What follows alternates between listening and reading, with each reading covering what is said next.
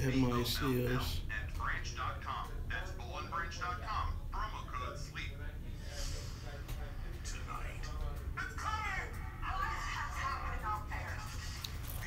What's up, y'all? How y'all feeling this morning?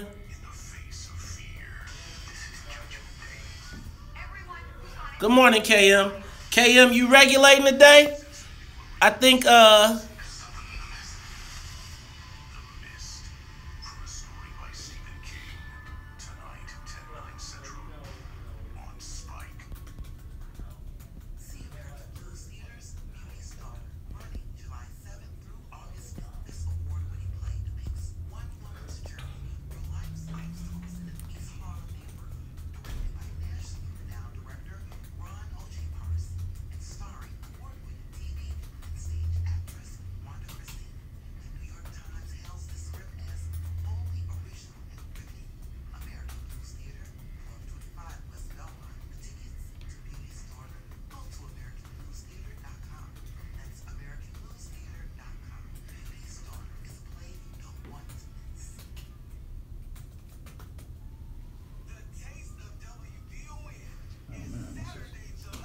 all right. KM, I need y'all to like and share the broadcast as well. We are going live from Facebook and YouTube. What's up, Chicago? How y'all feeling? We got double cameras, double action. All right, I hope you all are ready for the WVON morning show. It's your man, Maze Jackson. I see already.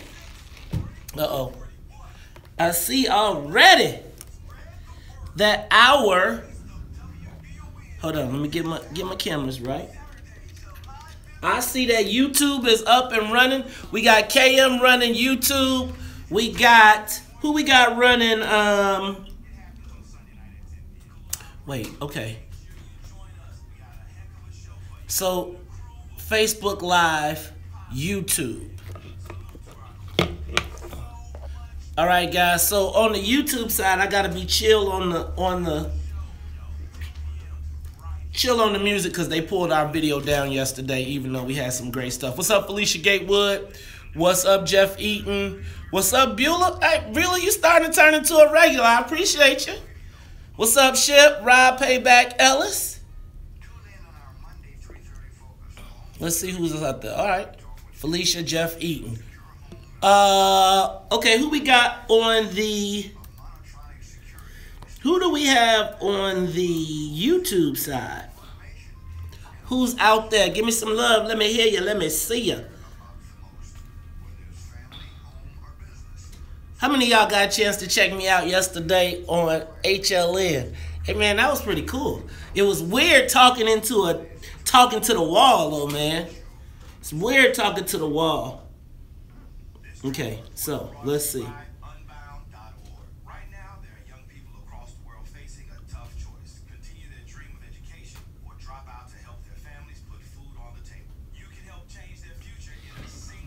All right, y'all, we got a big show, too, today. We got Harper, MC Lyte. She coming to talk to... She don't even want to talk to me. She want to talk to Uncle Charles. She is light as a rock. All right, so what's up on the YouTube side? What's up, Michelle Flagg? What up, KM? What up, Robert? What up, Ship? Hey, guys, can you all see if you can comment underneath the stream? KM, see if you can comment underneath the stream and see if we can keep all of our comments directly in the video. All right, what's up, Michelle Flagg?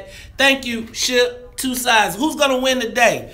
So yesterday, it seemed as though YouTube was winning in the viewers, but the replays were Facebook. Oh, no comments while live?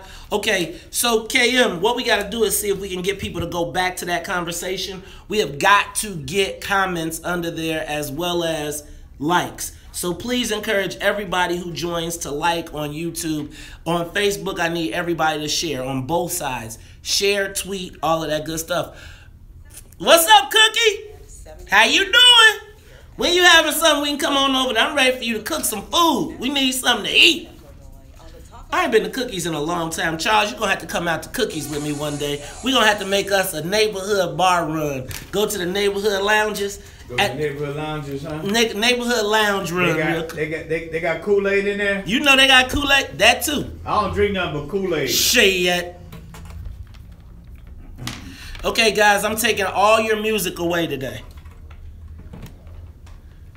Hey, thinking time for thinking ahead. The world has changed so very much from what it used to be. There's so much hatred. War. Whoa.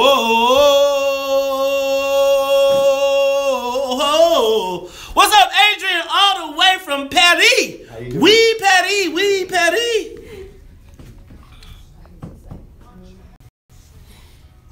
They're the ones who's coming up, and the world is in their hands. When you teach the children, teach them the very best you can. What's up, Chappelle? What up, Diaz? I think YouTube is going to win today. World don't get no better if we just let it be. Na na na na na na na. See, Adrian's watching from Paris. Huh? I said, hey, Adrian from Oui Paris. Paris. I saw them at the Louvre yesterday. Oh, you saw the pic? Wake up all the tempters, make the old people. Y'all notice when I say the old people, I put it on Charles? I do that every day. Y'all notice that? So very. What up, Craig? What up, Dion Steele?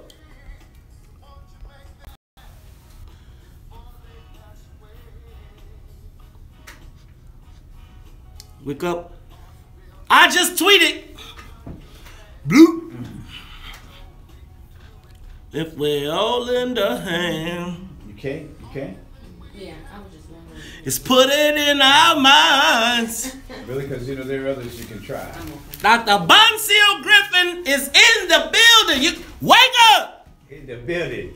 The world won't get no better. You better wake it up. I have an announcement for you guys. You got an Ain't no sleeping in this studio. We got an announcement today. We got an announcement, Maze. Okay. I'm always ready. I'm down for announcements. I have an announcement. I love the news, you know. Good morning, Chicago. Good morning, world. This is your man, Maze Jackson. I'm going to tell y'all what. I'm feeling fired up. How you feeling this morning, Charles? Man, I'm feeling real good, man. My daughter, Adrian, and Satapi and Robert, they went to Paris. Oui, Paris. They are listening and watching from Gay Paris. Gay Paris. We are, you know what? We are worldwide. That's right. The WVON morning show. International, brother. International players. What back in the day we would have called it international players. Now let me tell y'all what, you know, we got to, before I get started, I got to introduce my morning show team. Shout out, I want to say good morning to Annette Flournoy. How are you feeling this morning in the newsroom?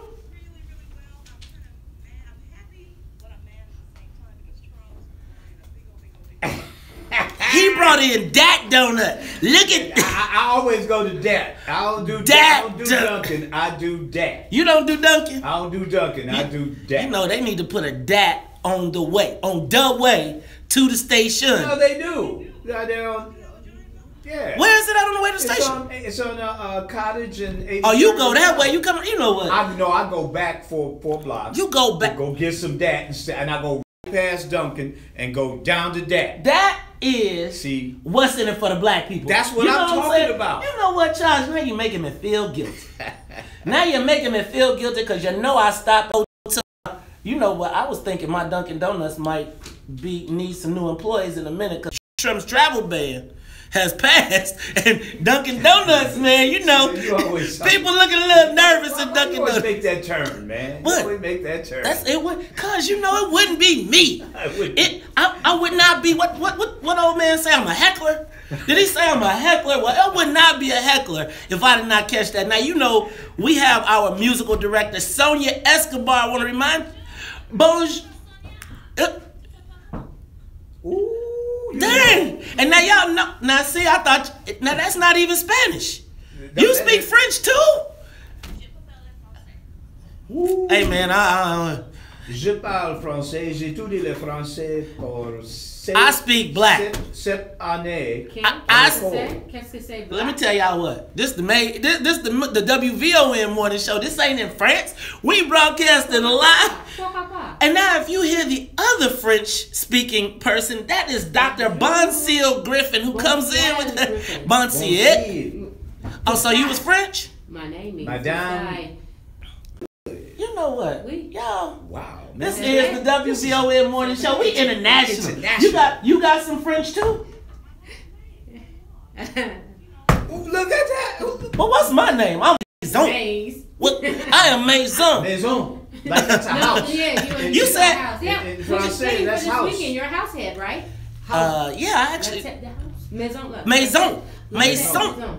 So I got a name in French too. Yeah. So today I'm not Maze, I'm Maison. Maison. Now somebody said you said in French. What about black? Somebody know how to say what about black in French? Noir. Les All right. gens. Noir. Les gens is people. I mean, are we here? I'm trying to figure out. Y'all got me confused, and I'm sure our listening audience is confused. French in Haiti, they speak it in Côte d'Ivoire. All throughout Africa. See, Canada. You know what? I'm gonna tell you. You know why they speak French in all them places?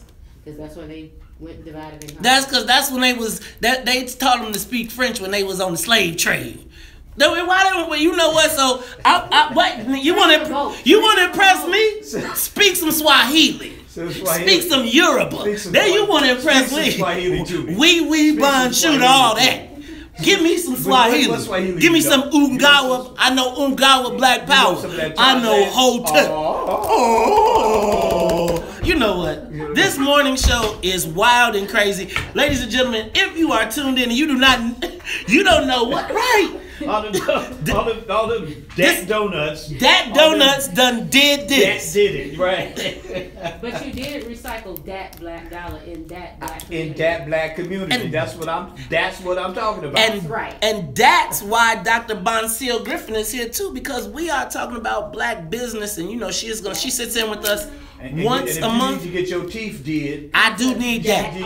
That's the office. I need that. That's right. You know, get your teeth did. That's right.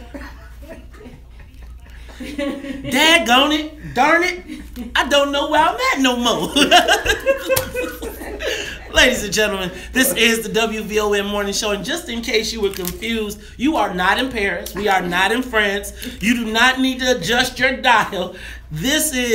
We are here in Chicago live on 87th Street doing our thing. It is the WVON morning show. Guys, we have got an action-packed show. Let me just tell you who we've got. Beyond having Dr. Bonsiel Griffin in studio with us all day, for the whole entire show, we also got Maya Seals coming in for myology. Then, I don't know, these light-skinned brothers, we got Hill Harper coming on. Man, what is up with this melanin business, man? You mad because you ain't getting it. Exactly, but I mean, you think you better than me? Look, why do I feel like I'm about to be in? See, are you asking? Do you really want me to answer that? Oh, you actually gonna go there? As he sits across the table from two fair-skinned black people. Look, y'all, I am being invaded. There is an invasion today. Seriously? Who won the NBA championship? Draymond Green.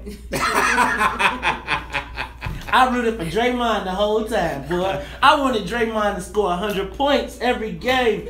Okay, and ladies and gentlemen, so we got Hill Harper, but you know what I can't wait for? Now, Dr. Bonsiel, were you here the last time we had MC Lyte on the phone? No. Did you hear about it? No. Well, let me just tell you. Charles Thomas, it was actually, I will tell you, it was a defining moment of the show. He knew all of her music? Nah, he dissed her.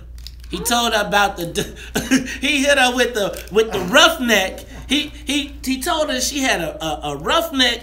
She had to have family meetings based on her. So basically, let me ask. I said, are there any regrets? Because she does such wonderful work now with trying to uplift the image of young black men.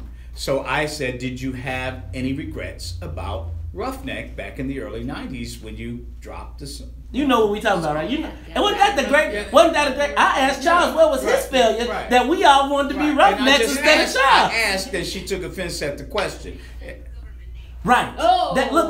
Let me look. You getting up. You Dr. violate privacy issues. You gonna lose today. It was I got it right off the internet. Let me tell you how it went down. Let me tell you how it went down. Cause I'm telling you, they are on fire. She is on fire. I'm leaving when she comes on the phone because I'm not gonna take the fire. Let me tell you. I'm not gonna go there anymore. Let me tell you how it went down. He said, Lana, right now I never knew her name was Lana, right? We only know as like you give her respect. He said, Lana, look, he said, do you mind if I call you Lana? She said, no, not really. You know, I go by MC Lyte. He said, so Lana. Let me tell you. Then she snapped. She was like, that's why Auntie Maxine ain't call y'all the last time. Boy, I cannot wait for this show. I'm telling you, WVON listeners. I don't have any fights on the air with Miss That's Lyte. right. Miss Lyte. That's her name, MC Lyte. Oh, you gonna call her name? You gonna call her? I think she's gonna make you call her name. She's the MC, right? She's the MC. MC. Here we go. Ladies and gentlemen, I'm telling you, action-packed show today. You do not want to miss this. We are live. Also, we're live on Facebook and YouTube, so you can go to WVON, WVON.com and watch us on YouTube, or you can go to Facebook Live and check us out. Join the conversation. Ladies and gentlemen, this is The Talk of Chicago at 6:18. We'll be back. Woo! Oh my goodness. Good morning, everybody. Good morning. All right, so let's see. That was some good energy. KM, you got YouTube, so you're running the YouTube. Get them to share, pass, do all that good stuff. DS and Chappelle, since y'all making me do YouTube, Facebook Live, then I need y'all to be running that. Let's make it happen. We had 4,000 views yesterday on Facebook. Not as many on YouTube, but they calculate them different. You know, yesterday on YouTube, you all watched 6 days total. Like, if you added up all the time, you would have spent 6 days watching the broadcast. Now I got to do my social media question of the day. Stand by. Boom! So, I don't know if you all know, but this is the third. We have gone through 3 legislative sessions without a budget. And now it seems like people are picking sides. We want you to pick sides. Whose side are you on in the budget mess? Are you on the side of Governor Rauner? Are you on the side of Speaker Mike Madigan? Boy, that sounds like damned if you do, damned if you don't. I don't know, but we want your answer. Speaker Madigan? Bruce Rauner? Whose side are you on in the budget mess? Give us a call, 773-591-1690. Post to Facebook or tweet, and we will read your comments on the air. Whose side y'all on? I'm going to tell y'all what. I think, like I said on CNN yesterday, throw all the bums out. I think you know what the thing is? No matter what happens, the other culprit will never be touched. Okay. Now, Dr. Bonseal, yes, Griffin, we are on Facebook Live and YouTube Live. Good morning. Hold on. Turn you on. Okay, you can say what's up to the people. Go ahead, give them a commercial. Good morning, WVON Facebookers. How are you? Don't forget the YouTube people. Oh, hi YouTube. How are you? My daughter loves YouTube. We are at Ivory Dental Specialists, 1040 East 47th Street, Griffin Orthodontics. You do straight dentistry? 00 at the 47th Street location. We do braces and general dentistry at the 47th Street location. And then we do braces at the... You take Blue Cross Blue Shield? We do. And we are opening a new location. Why don't you come to the west side? Come to West Loop. Because I don't want to come to the West Loop. Come to the west. Come to the west. There's a lot of dental there. I like to stay south because this is an area that's really neat, and it's easier for me to jump from office to office if I stay south. Got it. All right, so I need to, after yesterday's viewing on national TV, it is now crucial. So I'm gonna come see you because I was like, yeah, the camera, and now that it's digitized and it's like, there she like, wham! I was like, hey, how'd you know I had a chipped tooth? See, we got that city grant to build the new office. That was my announcement. Oh, you got a neighborhood opportunity? Who was your alderman? Brookings, but it doesn't. I don't know if it has anything to do. Yeah, it does. Oh, it does? Oh. Fuck yeah, it does. Oh, thank you, Mr. Brookings. We tried Are you kidding? With him. We called his office and we're waiting for a call back to schedule a meeting with him. So neighborhood opportunity fund is directed directly by Brookings. We'd like to meet with you so we can introduce ourselves, because it's not only a dental office, but it's also going to be a coffee shop in my building. Oh, I was gonna say, now how you gonna have a coffee shop? Ain't you so you could create a market to clean our teeth too? I mean, but it's generating. The one of the purposes of the business was to create small restaurants to get people out of their house and get foot traffic up and down. Okay, so. Good stuff. Yeah, but for real. And I heard about it here at WVON. That's right. The neighborhood opportunity grants are direct. The aldermen have a direct say. So think about it. You know who got a neighborhood? You know who got a couple million? Who? In Bronzeville, Galleria Gouchard. They didn't get $1 million.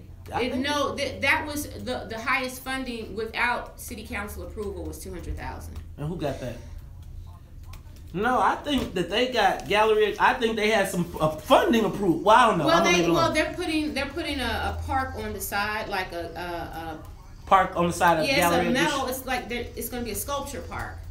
But for the inaugural class, the biggest ones were for $200,000, the largest grant. We ready, yeah? Oh, well, we good. All right, YouTube. Facebook is beating YouTube. What you doing, KM?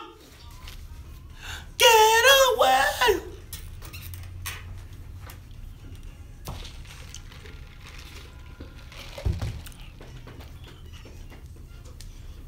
You are tuned in to the Top of Chicago, 1690 AM. I am your man, Maze Jackson. I got my main man, Charles Thomas, Dr. Bonsil Griffin in the studio teaching you how to... Dr. Bonsil, before we go, because you know we was talking offline, but why don't you tell people a little bit about yourself and where they can go get their teeth fixed? I am an orthodontist here on the south side of Chicago, which means I straighten teeth through the use of braces. I have 2 locations, Griffin Orthodontics in Beverly, 10019 Southwestern Avenue, and we also have a second location, Ivory Dental Specialist, where we do general dentistry as well as braces, 1040 East 47th Street, right off of Greenwood and 47th, or better yet, next door to Little Black Girl Theater. Hey, you know what? Go ahead and tell us your big announcement, because I was proud to have you about that. Drum roll, please.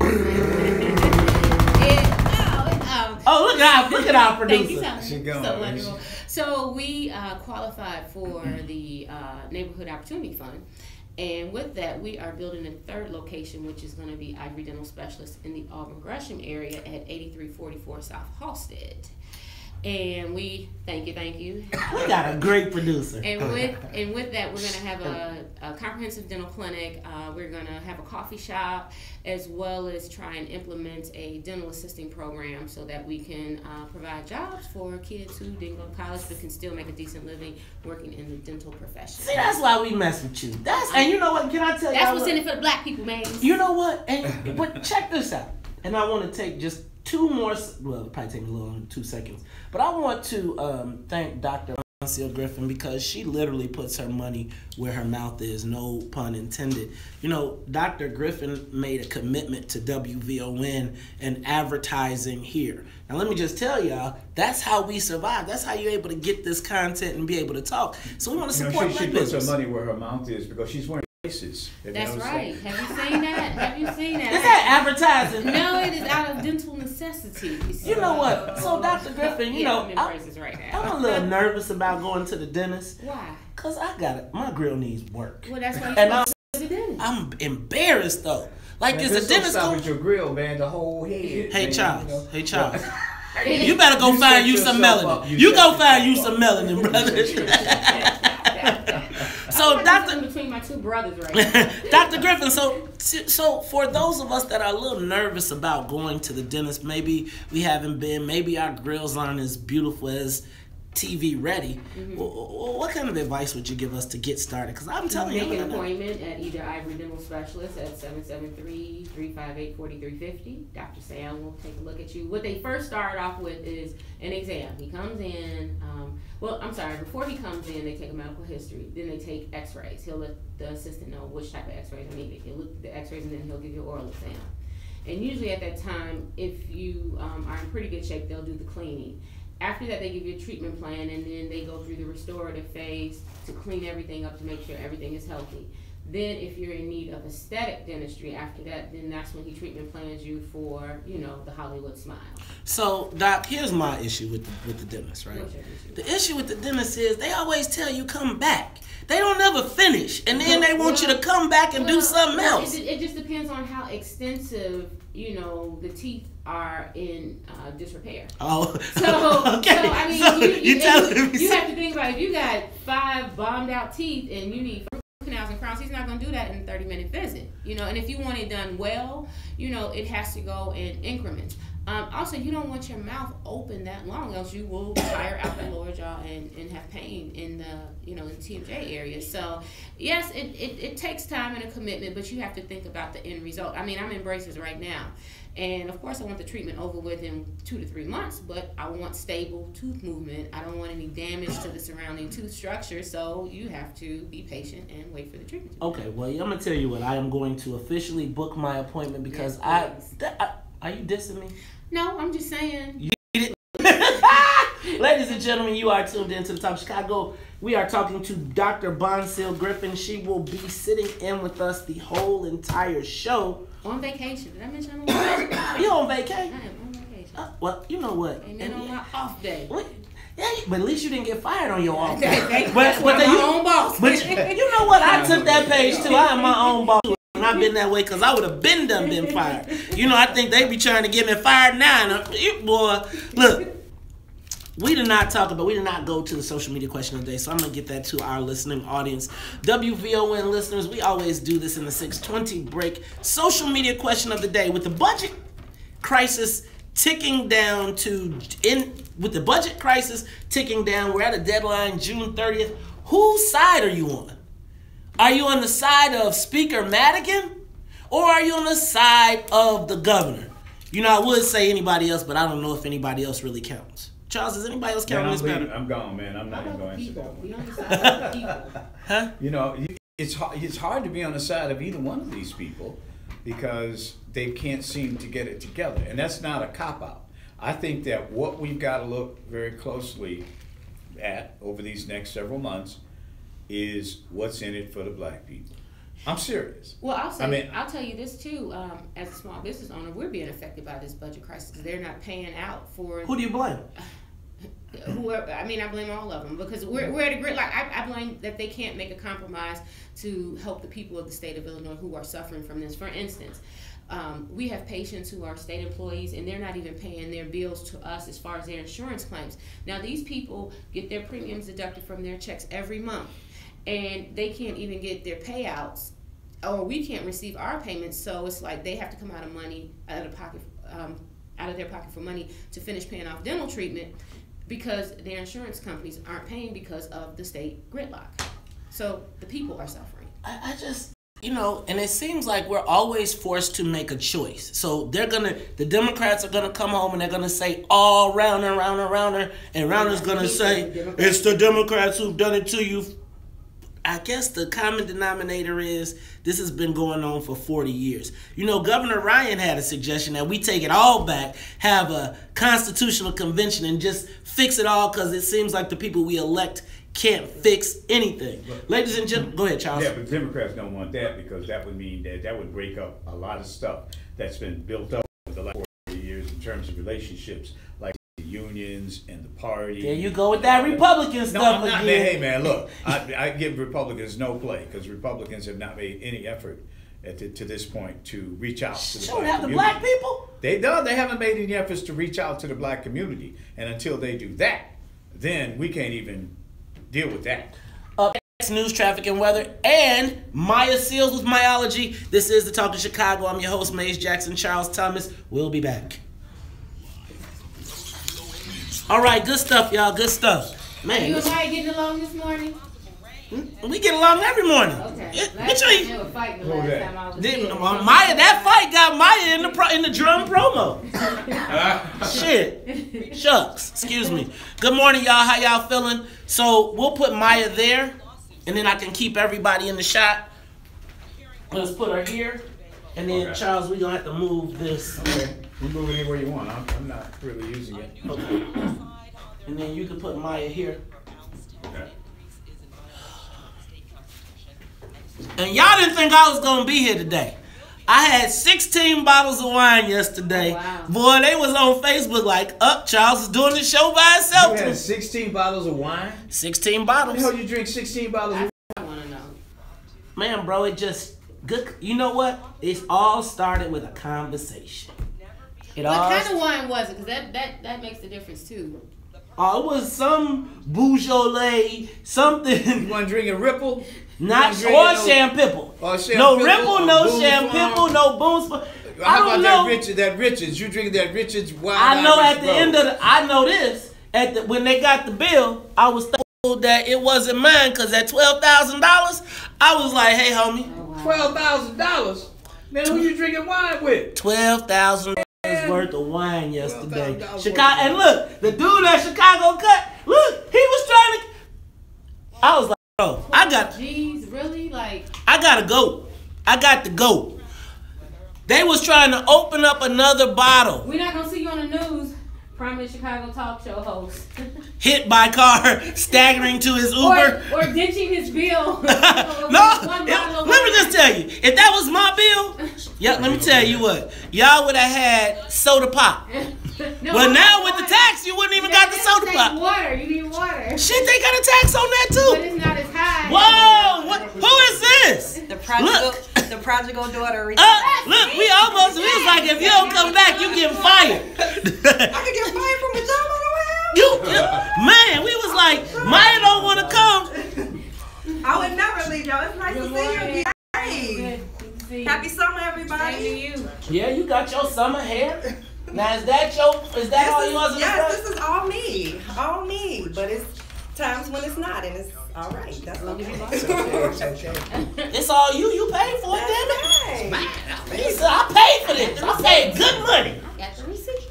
Are we still on live? Because I want to tell Mr. Jackson congratulations. Oh, we are on live. Okay, I want to tell you congratulations on your television spot yesterday. Woo! Sonya, we got some sound effects. We can't play them live. I'm gonna tell y'all what.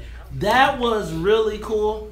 It was actually cooler to see it than to do it because it's really weird. It was hard, and I feel bad because I think I was looking down, but they were like, "Man, we're gonna have you back," and I was like, "That's pretty cool." And okay, Maya, I'm gonna need you to scoot in, son.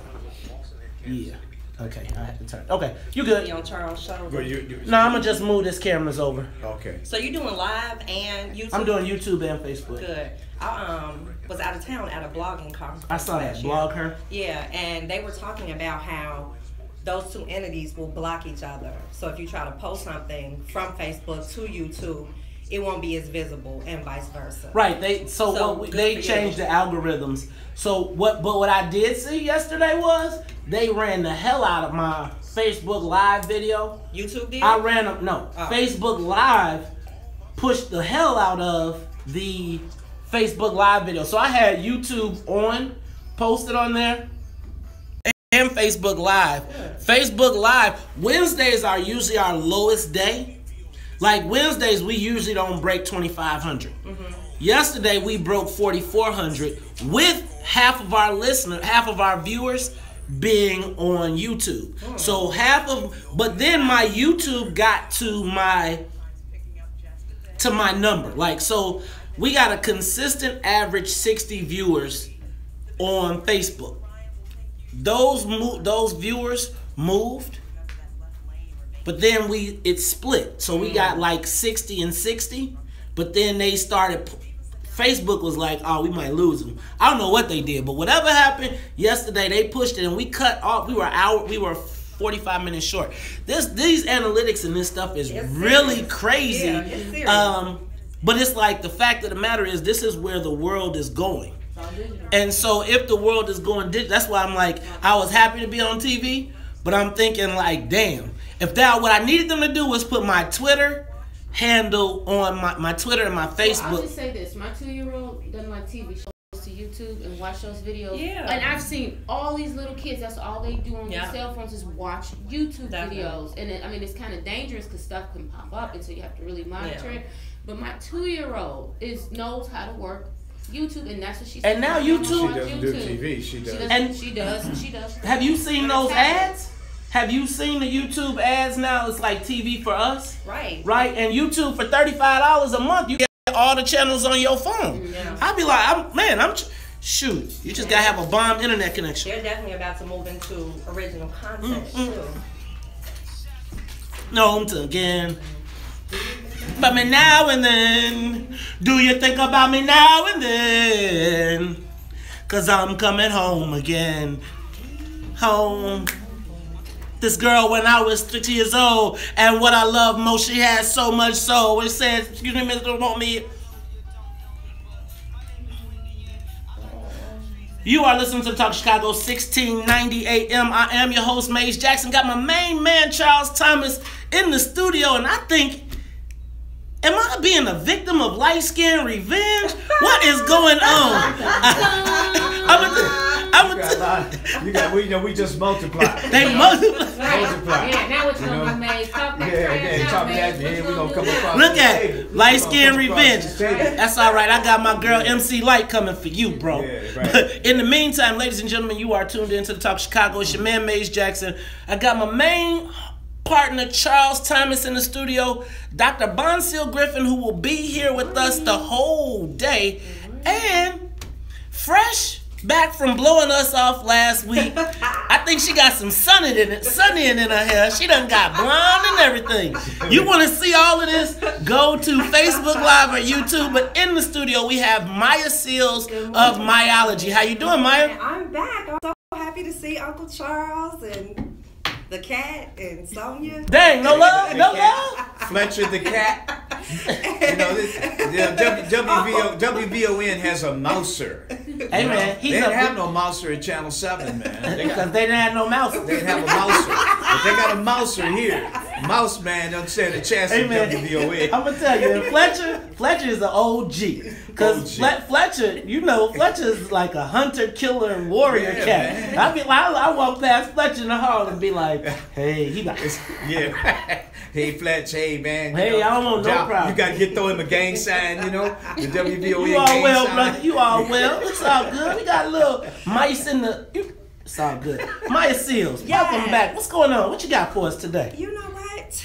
I am a little verklempt today, Maze. Wait. What word was that? Verklempt. You went away. She went. Verklempt. She practiced for you, Charles. Verklempt. I'm on my polysyllabic words today. You sure are. I was down in Florida, the land of our friends from the home of where a lot of our friends from Israel reside, and verklempt is a Jewish term. I'm a little sad. I'm a little overwhelmed. I'm a little depressed because the institution that I grew up loving and wanting to be a part of is under attack. The media. I grew up watching Diane Burns, Robin Robinson, Tamron, and they really... Hey, Tamron. they really were a draw for me, a young black woman wanting to work in media and developing a love of it over the years. And this institution of ours, Charles, Maze, yours too, Sonia, it's under attack. And that's beginning to worry me under this administration. A couple of months ago, I was invited back to my alma mater to speak to... What alma mater? That would be Whitney Young. And Fish. that beat, who did we beat in the IHSA basketball? Not Bolingbrook. Was it? Not all right, because Bolingbrook Shot didn't it. make it that Shot far. it. Because Bolingbrook didn't make it that far. Okay.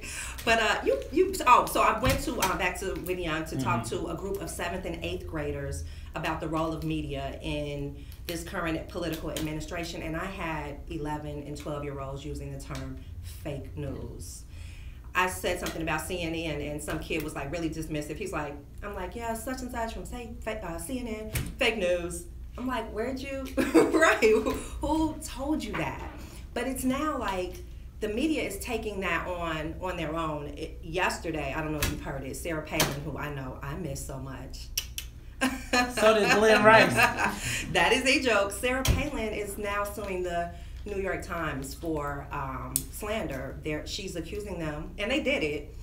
They wrote an editorial right after Steve Scalise was shot, and they said that this current environment is a result of people like Sarah Palin, who ran a PAC ad back before Gabby Giffords got shot, with certain political figures in the crosshairs, and it gives like credibility to these nut jobs that want to go out and harm people in the political arena. And they were absolutely incorrect about that editorial, and they ended up correcting it, but the damage was already done. Everybody that read that report about her inciting that type of violence had already taken in that information.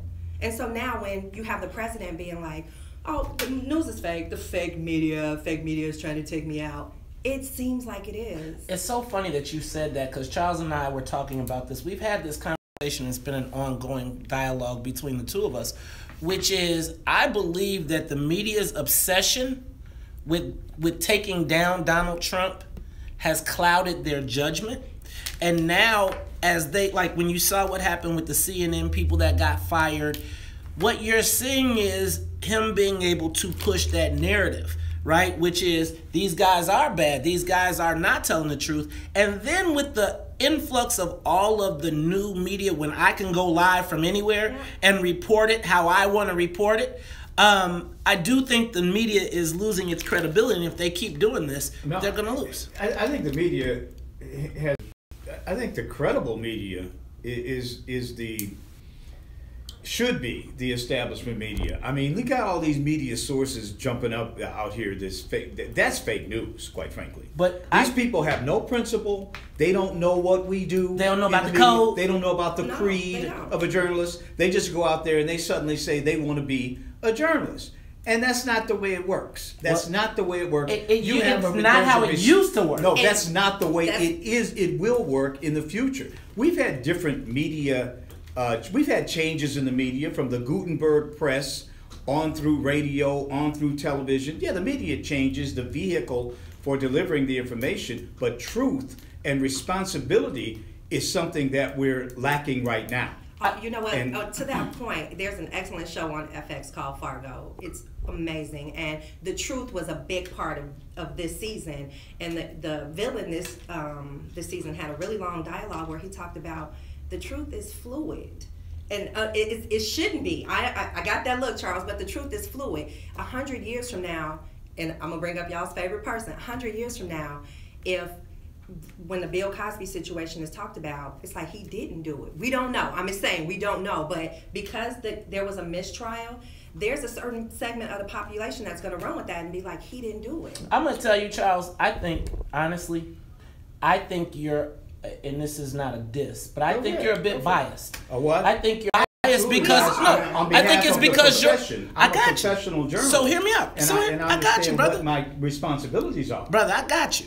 But I'm telling you that's something you understand from an old paradigm. Charles, let me finish. Let me finish, brother. I can't. You gonna let me talk? Old what? Listen to me, brother. Let me do my thing. I'm suggesting that right now the world is being redefined, right? The way that we are ingesting information.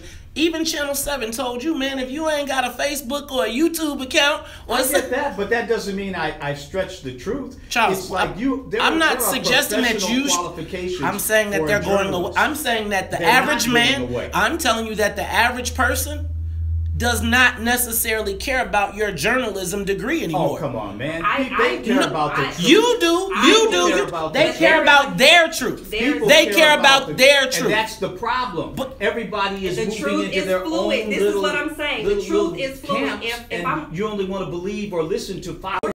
That's all you want to do. You don't want to listen to MSNBC. You don't want to listen to anybody else. You just want to stay in your silo, and that's your reality, and that's why we have such partisanship in our country. So I'm telling you this. You all are saying the same thing. I agree. I'm saying, Charles, but this is what I'm saying. I'm saying that you're discussing the world as you would like it to be. No, I'm and you were just it is. It is not. It's not. It's not, Charles. It's not, Charles. Journalism will not change just because technology changed. Charles, look at the Sun Times. Look at the Tribune. It did not change. It goes right now. Media is being bought. It goes right now, Charles. But right now, bottom line, the truth will always prevail. I don't know that. I disagree. We heard the president say on camera that he violates women, and people heard that and were like, nah. Okay. No. And when the truth is subjective now. The truth is who it comes from. Exactly. Right? And who the audience is. Do you think so Charles, I'm saying that if you look at the media that comes out of, let's say, Springfield, right? You're gonna pick, they've chosen a side. Every media outlet. You think the media has chosen sides in the Springfield debate? You think that? No, maybe you not. have. The media should not have. Look, the media. Are you saying that the media hasn't chosen? The media is brought a lot of this on itself. Definitely. Okay. We Now, agree. let me tell you. Listen to how they do the weather right now. They get the this pretty little skinny girl to do the weather in the tight dress, and they lead the show with the fact that it's raining. That's not news. It's been raining since time immemorial. That's the reality. But that is why the news is people are doubting it, because it's no longer the news people have abandoned their responsibility. So are we saying, is that what I just said? I'm saying that in time they're going to have to go back to being responsible journalists again. People ultimately are going to be looking for the truth. Ladies and gentlemen, you are listening to the Talk of Chicago. Jones. You are listening to Talk of Chicago. This is why we do what we do. It is the conversation. I think Charles is trying to save his industry because it's going down in flames. Ladies and gentlemen, you are tuned in. I'm always hopeful, and I'm always going to be out here fighting for the truth. There it is. That's why we got Chicago Drum. Ladies and gentlemen, you are tuned in to the Talk of Chicago. It is 6:47. Up next, traffic and weather. Dang. Ooh, wee. How about that for some dialogue? Charles, I'm telling you though, bro. Newsrooms are dying. Right. That's why. Check this out. The news is biased against Donald Trump. And that's absolutely wrong. They should be doing this straight. He's masterful. But as they keep being biased, they're losing everybody else. You got to understand, this has happened before in the history of journalism. Okay. Remember, I played that thing for you when the guy said, "Oh my God, humanity." That guy was reacting. That was the dawn age of radio. He didn't know how to do radio. People were doing that. Walter Winchell was on the air and all that shit. They didn't know how to handle radio. They don't know how to handle this stuff right now, but they're going to learn, and we're going to go back to an age where people are going to be looking for the truth, and the Alex Joneses of the world and all these little fires you see on the internet, they're going to go out because people are going to understand that ain't what happened. Guess what? They're going to go back to real journalism. Can I point this out? That's the same. This is probably the same people who said hip hop is going to be a fad. It is. Just like R&B. You sound crazy, man. Did you say hip hop is a fad? Look, man. You are dated. You officially dated yourself. Things are going to change, man. Do you think that 100 years from now there's going to be hip hop? Yes. There's going to be other music too. There is. Right, but hip hop ain't going nowhere. It's not a fad. The hip hop you talk about all the time is 25 years old. These kids today ain't thinking about your hip hop, your version of it. It is the grown version. It's continued. You got your version of it. Though. Like I had my version of the music. I have it, and people aren't talking about it anymore. R&B is hip hop now. Okay, every R&B song you that hear, music evolves and it changes. It does. People aren't talking about ragtime anymore. People talk about ragtime like it was all that back at the turn of the century. But they don't do ragtime anymore. They're going to do something else. Now, hip-hop would not be hip-hop were it not for ragtime, were it not for jazz, blues, and everything else. But these are genres you're talking about. Exactly. They're not fads. Exactly, and they grow, and they call them different things at different ages. But it's not a fad. But you got to keep history in perspective. A fad is you know, when TLC had us walking around with our pants sagging. That's a fad. To your grandchildren, my grandchildren gonna hear about Redman. I'm telling you. Exactly. They gonna know about Jay-Z. And I tell them about the Temptations. It's like a griot type of situation. You pass it down to But you're not calling it the same thing every time. But that and it doesn't sound the same. I'm just telling you, the world is changing. But it's not going to be. It's not going to be 50 years from now what it is today. And neither is journalism, and that's the whole point. Neither is journalism. Journalism will survive. There was a You're sensitive, boy. Somebody's sensitive. They buying all y'all now. They buying all the reporters. We might be doing telepathy or whatever, but it'll be different. It'll be different, but it'll still be truth. So was the journalism that covered Bill Clinton the truth? Yeah, it was better than it. I think it was the truth. But now look. But now his whole thing, everything that you think about Bill Clinton has changed. Exactly. Well, different era. Journalism. But the facts are the facts. That was the beginning of partisan. They didn't report the facts then.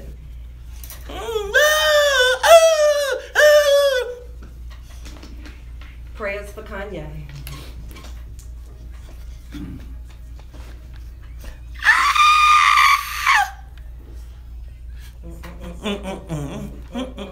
they lied. Just you know them, right? Overnight. I bet y'all wish y'all could hear the music. Freaking YouTube haters. You are tuned into the Talk Chicago 1690 AM, and I'm telling y'all, it is going down in the studio. You should be listening now. You can check us out 1690 AM on your car dial. You can go to iHeartRadio. But let me tell you, if you want to see it go down. Because I'm telling y'all, Charles done got his pressure up. He is not ready for the change of faith. You have to understand history and how history affects what happens today. And things have happened in the past in journalism, caused a lot of tumult and a lot of controversy, but it always came back to the truth. It always came back to the truth. So which truth are we so are we talking about CNN truth? Because that's Democratic truth. Are we talking about Fox? Because that's Republican truth. I don't know what the heck truth MSNBC is telling. And again, you know, I just think this.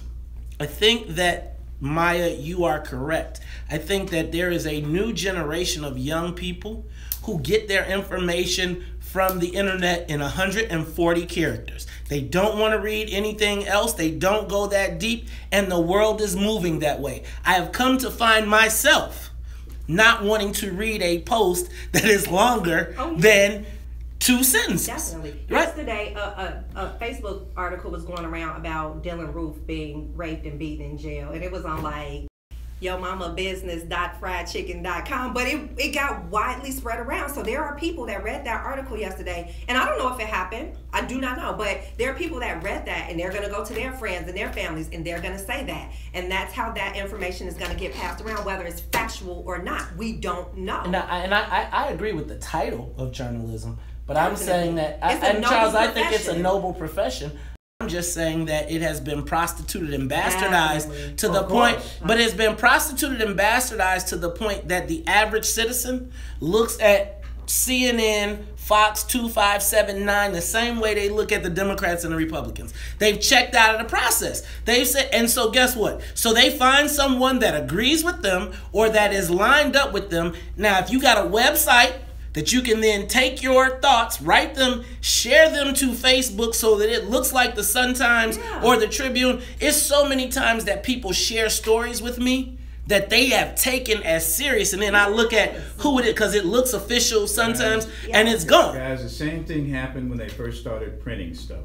The same thing happened when radio was invented. The same thing happened when television was invented. The same thing happened. Let me ask you remember Levi's? Does anybody remember Levi's? Since you were around They didn't know for what to believe, and then remember they Sears? settled ultimately on those sources that they depended on. Let me help you out real quick. Remember Sears? They settled on sources. Sears? Yes. Remember Zayres? Yes. Remember all the brands that refused to move with the time, who stuck? And they died. And guess what? They died. And guess what? And the same people, right. Do you still look for the best possible product you can find? Do you look for the best possible product that you can find? No, I look for the one that I can afford. Okay, but the one that, but the best possible one you can afford that you can. But does find. that make it truth? That makes it the best product you're looking for. You're not going to look. You're not going to look for cheap stuff. For him, though, exactly. You had 3 channels when you were young. There's 100. And that's the problem. The 24-hour news cycle has killed journalism because I cannot report facts to you 24 hours a day. Now I'm going to get into opinions. Right. Now I'm going to, exactly. And that is what's killing journalism. Go ahead, and now, I was just brought, you know, because I listen to Fox, CNN, but after a while, it's continuous loop, it's continuous bias. You check out. So now what my 20-something-year-old cousin told me to start looking at is podcasts. And I'm like, what is a podcast? What's a podcast? You know, and it's you download it on the internet, and it's anybody's perspective. It's not coming from a CNN, an MSNBC. It's coming from, you know, small isolated groups. You know, that's still opinion, though. Yeah, that can exactly. still be And you're going to find now the most. You're going to find the most. WVON, and when those. You know, because the major news channels or what is it? How many? 2579. Yeah, you know, I really check out of it because it's just too biased. If we can find something that will land in the middle, I think you have just too many extremes, right and left. You need something in the middle. So now and that's we go with documentaries. But I'm saying there's no right now until somebody But you does find that. it. Yeah, Ultimately, you're getting, you find it. the far right, the far left, and nothing in the middle. And that makes it you check out because you see the bias even on the side that you want to be on because they want to cater to what you want to hear and agree with. Exactly. But I thought the point of journalism was to challenge, to question, and not just go along to be safe. This is why this institution is dying. Let me ask you Because something. that's Let me not ask you something, challenging Bonseal. Bottom line, though, as you look at all these different sources, where do you end up? Where do you go ultimately? Where do you go? I try to find an independent news There channel. you go. That's all I'm saying. That's all I'm saying. You just see the biasness. I think that's a rare answer, and good for you for being that way. But I think that's a rare answer. You know what it does? Hey, y'all talking over each other. It makes you question, where did those facts come? So we were always taught in our house to always question what you hear and go to the root source. So, and that was with religion, with why are they coming at you with this angle? What are they trying to get from you? What are they trying to achieve? So it's not like you believe the first thing you hear. And then, that's you though. Exactly. And I would say, that's extremely rare. hold on, brother. I'm saying, check this out. Like you seem confused, and I'm saying but I'm out here. Accept what she just said. I do accept what she said for her. I'm saying we're talking about the masses of people, and how do you know about the masses of people? Look you at the current environment. So I'm gonna just tell you just like this. You want to talk about the credibility of the news? These are the same people that told us Donald Trump would never be the president. These are the same people on 2579, the credible. So hold on. Same people that told us, I got you 1 minute. Same people told us that they told us these polls, all of this stuff. The media that we know right now is already being established as fake. But I'm saying that ultimately you're going to find to get comfortable with a source that you feel is independent. So I like Fox News. Is it the truthful news? No. You're gonna find, but when that guy, for instance, wrote that there was a pizza parlor in Washington where they were molesting, where Hillary Clinton's people were molesting children. Yeah. That guy is toast now. Nobody believes that guy because he's a liar and he's a fake news. Yeah, but he sent somebody out to the street. He sent somebody out. Somebody took that. But the vast majority of people are not. The vast majority of people elected this president. The vast majority of people believe a noted liar. Donald Trump. What news reported that? Are we still believing the news? Is it the same news that reported that as the ones that told us there was going to be no Donald Trump? We got to stop this conversation. Ladies and gentlemen, it is tuned. You are tuned into the Talk of Chicago. Maya, as always, you came in here, threw a bomb, and now you got to go. I have nothing but respect for the media and the work that Charles Thomas has done over his illustrious career. Remaining media. Ladies and gentlemen, you are tuned into the Talk of Chicago, 1690 AM. 1690 AM. We'll be back after news, traffic, and weather. Bye, baby girl. I'll see you later, Mr. Jackson. See you, Blondie. Hey, look at Maya, y'all. She got her a blonde front ponytail. How you get a ponytail in the front? Oh my goodness. All right. That was good stuff. Oh Jesus, y'all got my fucking. Y'all get it early in the morning, like, oh my God. Hey man, got that good coffee. Jeez. That's what when you study journalism, when you're classically trained, they make you read what happened when the Gutenberg press was invented and the monks didn't have to write the scribes anymore. They made you read the fact that when the Bible became available because of press, how it changed the world, and how the world went nuts, and how religion suddenly, there were wars and shit because now the Christians were taking their Bible somewhere because they could print it. Man, I mean, there has been tumult every time there's been technological change in the media. And that tumult happens, then it dies down and settles. Then when there's a new invention, such as radio, it goes crazy again. When it had television happen, it goes crazy again. Now this media has happened the way digital media is nuts. But ultimately, people going to go to what they can trust. What they can trust. Exactly. And I think that's the point. That's the point. And what they trust ultimately is the truth. When they find this fake news, their truth. No, they find the truth. They so, find the truth. Charles, how do you talk about? Explain Fox News. Well, of course, Maze, but is that not true to them? You're talking about it in a silo of time where you're not dealing with history and how human history has evolved. You got to look at it in a big picture. It's just not now. Everything isn't now. You got to deal with what's happened over history and how, of course, this is happening right now. with this new media. People are doing all kinds of crazy stuff, but ultimately they're coming to the truth. This program is an example of truth. We're able to put a truth out there about a truth. And if you want to know what's in it for the black people, you come here. If you want to know what's in it for the white people, you go there. If you want, I mean, you can find, now there are many opportunities for people to find their truth and to find the truth. No, is there a truth, yes, or is there it is your a truth? If there is a war in Syria, there is a war in Syria. Now, finding out why it happened and all that is one thing, but that's a truth. They're killing each other. Okay, so war in Syria. So now we talk about how do we get to the war in Syria. So you get reporters over there, and you cover it. And you cover the war. You send a person over there, put a helmet and a flak jacket on him, and have him go over there and cover the war, see what's doing. And if he's financed by Fox, then what? What? If he's financed by CNN, then what? Because then you have different people over there who are processing the news, and as a consumer in this day and age, you have more than 3 choices. You've got, and that's why, and the 300, and so what happens to the people that are picking number 299, which is John Jones? The problem is, do you know what I'm talking about? Picking 299, and when 299 thoroughly screws something up, like the guy in the pizza parlor, that guy is off the book now. Okay, I got you on that. But what about the guy? So what about the guy who? Give it time, Maze. Give it time. But it might be too late. It might take a while for you to find out what you want to decide is an independent truth. You gotta give it time. I might not, but most people don't want an independent truth. Do people want an independent truth, or do they want their truth? They absolutely do.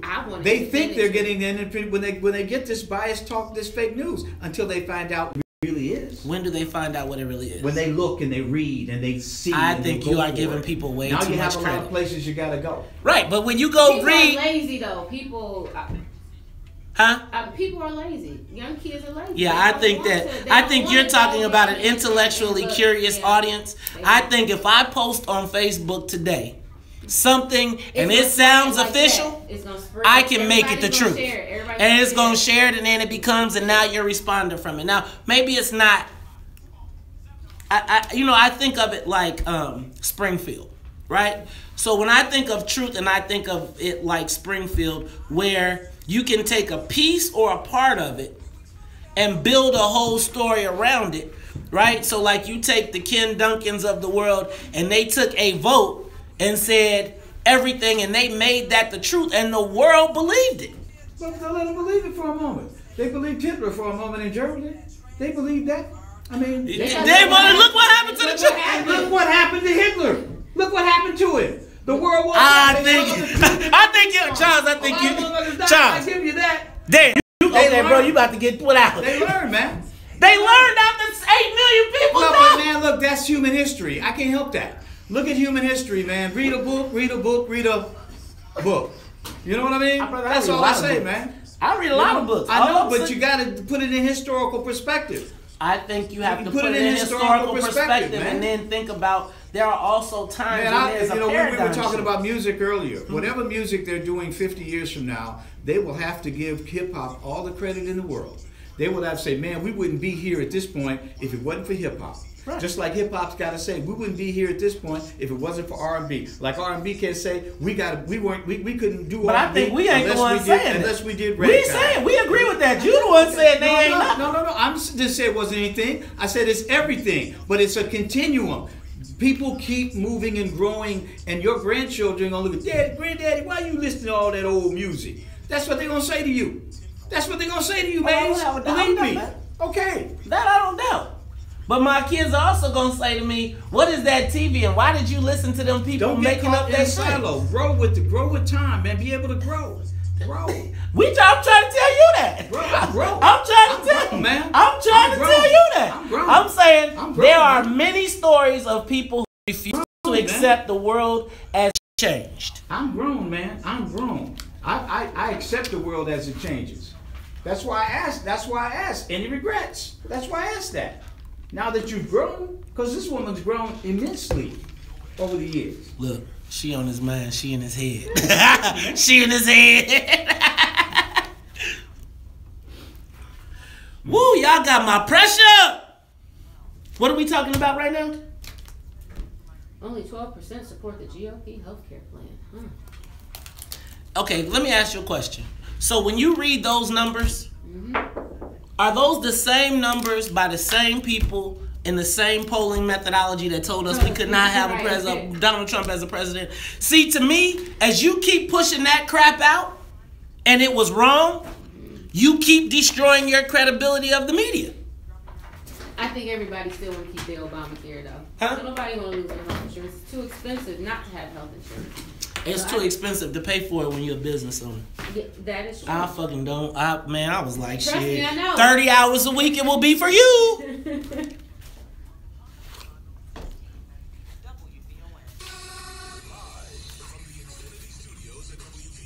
I'm gonna go to Cubs and Chance. Wait, what was the big one we said?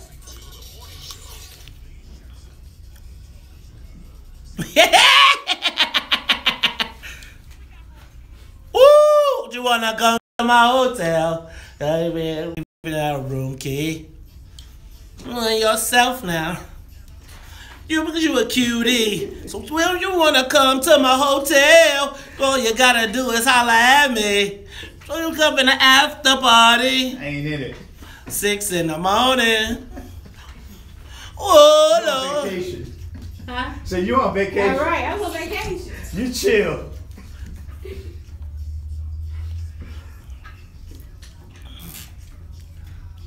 And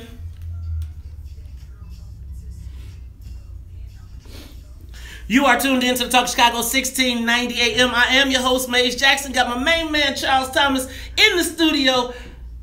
Annette Flournoy in the newsroom. I got my musical director, Sonia Escobar, and Dr. Bonseal Griffin in the studio. Dr. Bonseal, you chilling, Charles. You just... Let me tell you something. Come on, man. What you got? That lady, Maya, came in here and started all kinds of mess. She always do that. She came in here and started all this mess. Man. At least Maze didn't blame it on light-skinned people. I know. I am blaming on I'm blaming on that blonde ponytail in our eyeballs. That was a bang, Maze. That was a bang. Not how you get a ponytail in the front? That's a bang. It is not a ponytail. You know what? I thought bangs was over, man. I'm glad she's home because we got to rest up for next week when she comes back. Good enough. Ladies and gentlemen, if you were, I'm going to tell y'all what. Maya Seals Myology, you know what? Every Thursday she is in the studio. She kicks it off and then walks out the door. Drop the bomb and then walked out the door, and we still blow. We cleaning up shrapnel. We pulling. Right. I think Maya, you know that Maya, we might have to put her on a travel ban. She might be the terrorist coming over here, ladies and gentlemen. You gotta go use your Obamacare, huh? Woo.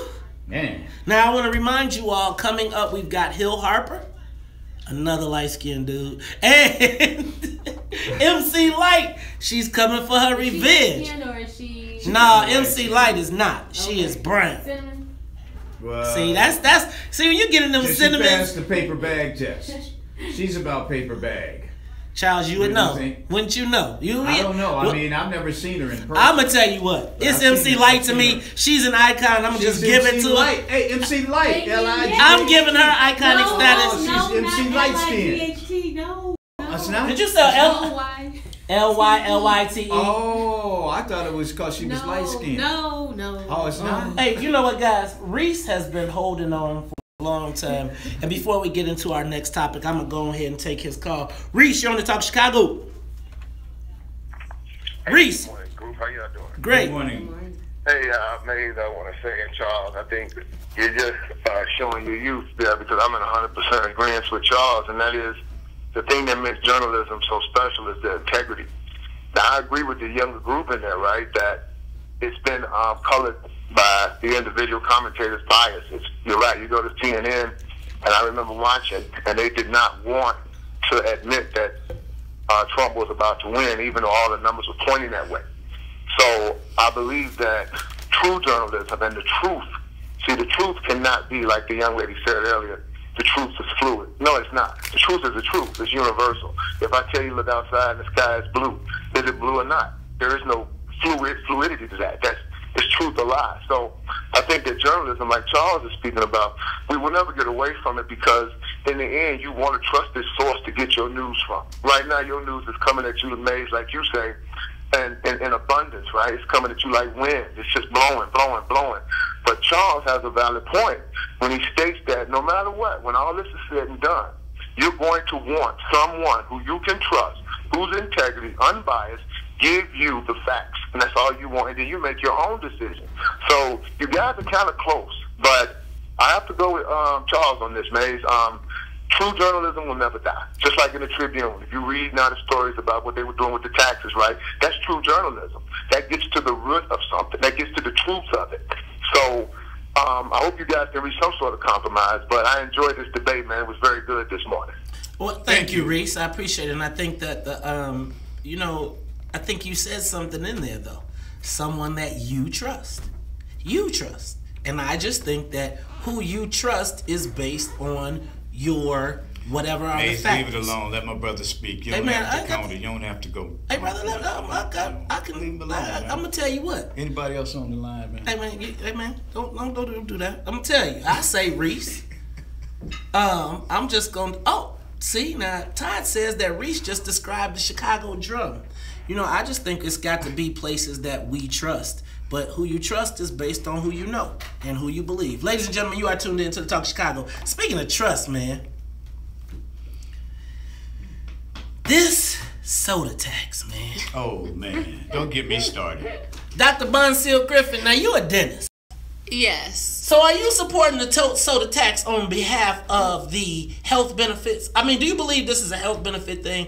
Or is this another cash grab? Way to gouge people in the city of Chicago for more money. Now, I don't personally drink soda because of the high sugar content, and I don't think that it's a healthy drink to have. But to punish people for buying a pop, a juice drink, I mean, I just... Gatorade, man. My son plays basketball. Right. I mean, it's like, what else are you going to tax? Air? You've been listening to the show. No. I've been saying this what you mean, all the time. I have been listening to the show, but I mean, I didn't get that from you guys. Like, right. I mean, what, you're going to start taxing me at stopping at a stoplight, using the sidewalk? I mean, at what point do you stop gouging the citizens of Chicago and just start using common sense rules within government to stick to your budgets, fiscal responsibility? That's what I'm saying. You sound like a Republican too. But it's to the point where you are literally, at some point, people aren't going to afford to stay here. I mean, you're taxing bags now. And then it was water bottles, or the tax on the plastic water bottles. Think about that. Now it was cigarettes, and now it's next is going to be if I go to the Rib Shack and get me a hot link, you're gonna have a hot link tax, or a turkey tax, or a pork tax. Think about this. I mean, now you've opened up the gate to tax every single thing in this city. Now, when is it gonna stop? What happens when they start tax? Because I'm concerned about the sugar tax or the pop, and we gonna call it pop so black folks know what's happening. The pop tax then translates into the cookie tax. That's what I'm saying. And then it translates into the cake tax. So now you can't get your Angelica's caramel cake. It's going to be all of that. Now you obviously, as a dentist, study the effect of sugar on teeth. Right. What about apple juice and those sweet juices? See, all of that has. I mean, they tell you that orange juice and all that stuff is even worse because of the high sugar content. With pop and stuff, you have that high the fructose corn syrup and things like that. Me personally, I drink water the majority of the time. So they tax that though. They tax it, true. But they're not going to tax apple juice and orange juice. Yes, they are. Yes, they are. Any sweetened drinks, sweetened drink, they said. Sweetened. Yeah, but it's sweetened. All of that stuff is sweetened. Naturally. But if you get it from, but you have to think about it. The stuff from natural, not from concentrate, is the so-called pure stuff. But the concentrated stuff is all sweetened, sweetened drinks. Yes. So they're gonna tax all of that stuff. My brother, I had a different understanding of it. I thought my brother. If it was a natural fruit drink, they wouldn't tax it, even though it would have. You know what the natural fruit drink it is, Charles? We were talking about this the other day. It is when you go to Whole Foods or Costco or wherever, and they're actually squeezing it out. That's the free juice. That's the juice that they don't tax. But like if you go buy a carton, they'll tax that too. They'll tax that, especially with all these juiceries coming up and stuff like that. They're gonna tax all of this. Well, no, because the white folks go to Whole Foods, and Whole Foods got a lobby, right? But let's do a fact that there is going to be a court hearing today where a lawsuit has been filed to stop this tax before it can be imposed. Yeah. I mean, the retail merchants are trying to stop it in court. That's going to happen this afternoon. Who came up with this tax? Who thought about Tony Preckwinkle was the main driving force behind this. Get me in trouble again. The president says she's going to stick by this. I personally think that if the court stops it today, that's going to get her off the hook. I think she should be praying for a court ruling against the tax, because that could get her off the hook. Because I think she's in for some political trouble. Because even when you look at your grocery receipt, you have the regular tax, and then you have 4 other tax lines. It's like, when is it going to stop? Ladies and gentlemen, you are tuned in to the Talk Chicago. It is 7:17. We'll be back after traffic and weather. More of the morning show with Maze Jackson coming up. I was at Whole Foods. My receipt for my taxes, it was like four or five lines extra worth of taxes. I'm like, for what? It's a special tax here, it's a special tax there. Like, stop it. I wonder, when do we reach a point of have we in the state of Illinois reached a point of diminishing return? Like, is there now a point where, like, with $15 billion in a bill backlog, with everything that is, like, even if they pass a budget, right? Are we so far down the path? Think about, I was talking to a state rep who told me that the way that they are looking at this is they're not planning on making anyone whole. So, like, if your business went out of business during this, they're just dropping you. And then they're going to start from what they got. So think about all of the social service agencies, all the small businesses. I talked about when I had the contract with the state of Illinois. It was a $4 million contract. I thought it was going to change my life. It was the worst thing that ever happened to me in my life. But I'm saying, really, oh damn, we got Hill Harper. I wonder, like, if they do get this budget fixed, is it too late at that point? I mean, damn, they're going to pass how much? I mean, at a certain point, no one's even going to move here. Because it's like, damn, you moved there, you got to pay this, right? Your income tax, your freaking bag, pop, water, all of that. What makes a company come here now? Nothing. What makes anybody want to come to Illinois now? Maze, what makes anybody who can move not move? If you can move, and you don't have any kind of connection here, why would you stay here? Yeah. Why would you? My incentive is family. My incentive is my family. My incentive is my family, my grandchildren. That's it. I mean, but when you look at housing costs, God, man, I went to Houston, man. I was like, they balling. It's like, I guess I'm lost, right? Because we have become the New York of the Midwest. Well, I don't understand. All the time. It's too expensive. Stuff is just out of reach. You work a good job, but you can barely make it. It's becoming like the New York where you're going to have the have and the have-nots, the working poor, and then the super rich, and nothing in between. I mean, it's how can you advance if they don't want to invest in education? They don't want to invest in healthcare. Those two things alone right there will cut you down to the bottom of the rung of the ladder. I don't understand. But yet we're paying all these taxes, and where's the money going? And check it out. In the south suburbs, where the black middle class lives, those people, they're taxing those people. They bought their houses for $300,000. But they're taxing them $15,000 and $20,000 a year in property the houses probably ain't worth nothing. $125,000. I know. It probably they're so far underwater in the south suburbs now. My mom and my uncle live out there. Yeah. My uncle lives in a prominent Ballantrae and Flossmoor, and what he paid for his home, basically, hundreds and hundreds of thousands. Now you can get homes bigger than his for half the property value. I mean, property and the cost. taxes, but the taxes are high here. as hell. So yeah, you can go out there and get a 5,000 square foot house for $250,000, but your taxes are $20,000. Thank you. It's crazy, it's like, man. Who wants to pay they that? have stolen. They and then this they system. bring no business there. You have to drive all the way out to Orland Park because they want to close down Lincoln Mall. They closed down Lincoln Mall. But they don't want to bring any type of viable. You can't even get a decent grocery store out there. Right. And people will support it and go. It's just they don't want it. We back, y'all. I'm telling you, it's tough.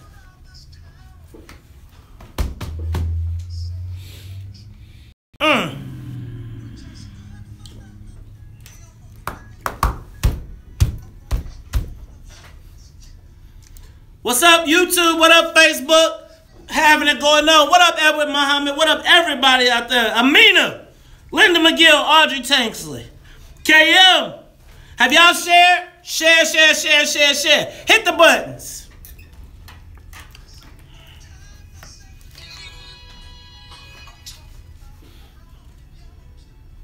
You are tuned into the Talk Chicago 1690 AM. I am your host, Maze Jackson. Got my main man, Charles Thomas, in the studio.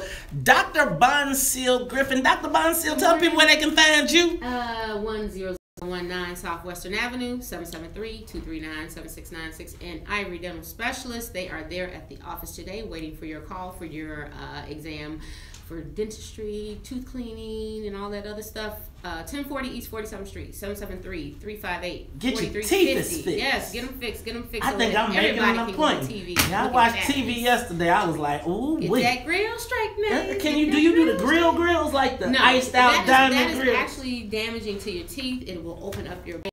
So no. That ain't what Paul Wall said. Let's just do all natural. But if you put Paul Wall's bite together, I bet you it's 2 front teeth. Bottom front teeth. I bet you it don't. I heard that, ladies and gentlemen. Where facets going on down in there? Dr. Bonseal Griffin keeping our mouth tight. Yeah, trying to.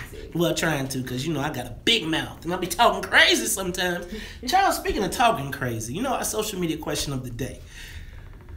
Whose side are you on? Ooh, man, Charles, who's... Oh, no, I'm coming back. Whose side? We already know you're a Republican, man. I'm not a Republican. So you probably on Rounder's side. I'm an independent.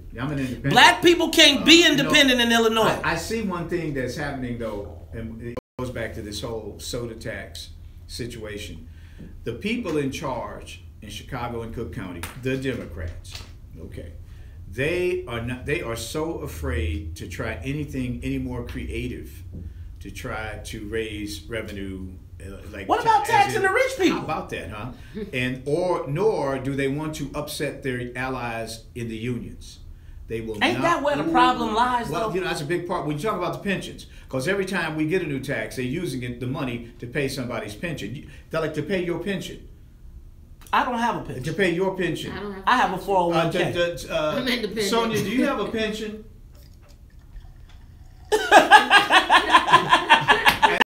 And that, you got one of them big fat pensions. Okay, I mean, that's what I'm talking about. I mean, we paying for pensions that nobody has, and at some point somebody in time, got them, and some of them got 2 and 3. A lot of unions, a lot of union workers, public sector union workers, have these pensions, and they were negotiated by these politicians, the Democratic politicians, to basically because the unions were giving the politicians money. Okay, and so now we're stuck having to pay for what amounts to, and I'm going to say it, bribes. Bribes that, I mean, I'm gonna get in trouble for that, but because I'm characterizing something now, and maybe I shouldn't be doing that as a credible journalist. Now, is this fake media? Okay. Is this fake news? Well, maybe they're gonna call you fake news. They basically paid the politicians to write these fat pension deals that now we're stuck having to pay, and we pay for their pensions when we don't have a pension anymore. You see what I'm saying? Any legal action that could be taken? To talk about George Ryan, Mays, when he suggested in the newspaper. I don't know if you saw this in that, but George Ryan suggested that maybe we need to convene a constitutional convention and take these decisions out of the hands of the politicians and put it in the hands of the people. But you know that the delegates to the constitutional convention get picked by the party, don't they? So they're going to pick the people. They're going to stack the deck again. But, you know, they won't even entertain that note. I know the governor suggested it at one point, and they shot him down so fast, man. You know, you'd think that Bruce Rauner was some 6'4" corpse. That's he suggested that maybe they need to change the Constitution so that they can actually, you know, adjust the pension. Because right now, what's the phrase they use? A pension cannot be impaired or something like that. You know, but Charles, how about the fact that people have like 2 and 3 of them? I know, but it's and it's like they hurry to get out so they can go get another one started. It's crooked. How about this? It's Crook County.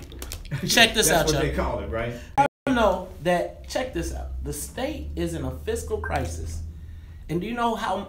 So it's 87% of us have absolutely nothing to do with this. This crisis is being caused by 13% of the entire population of the state. right? 13%, 87% of us are not in unions, do not work for the state. It is 13% of the people that is bringing us all down. You know, I was talking to a client yesterday. Now look, they probably gonna go after him, but I was talking to a client yesterday, and the client said, why don't they just, why don't y'all just say like, hey man, you get one pension, sorry, but the state is over, and that's just what it is. There's a cap on it, because there are doctors out there who were heart surgeons at the University of Chicago, University of Illinois. They were heart surgeons. They were making $700,000 a year. Their pension is 75% of their last salary, and they still got another job go to work. And they get free money like $400,000. So I mean, there's a few of them, not a lot of people like that, but $400,000 and more just to get a check from you, Mace. Now your money and now, Charles, I want to make sure and Sonia.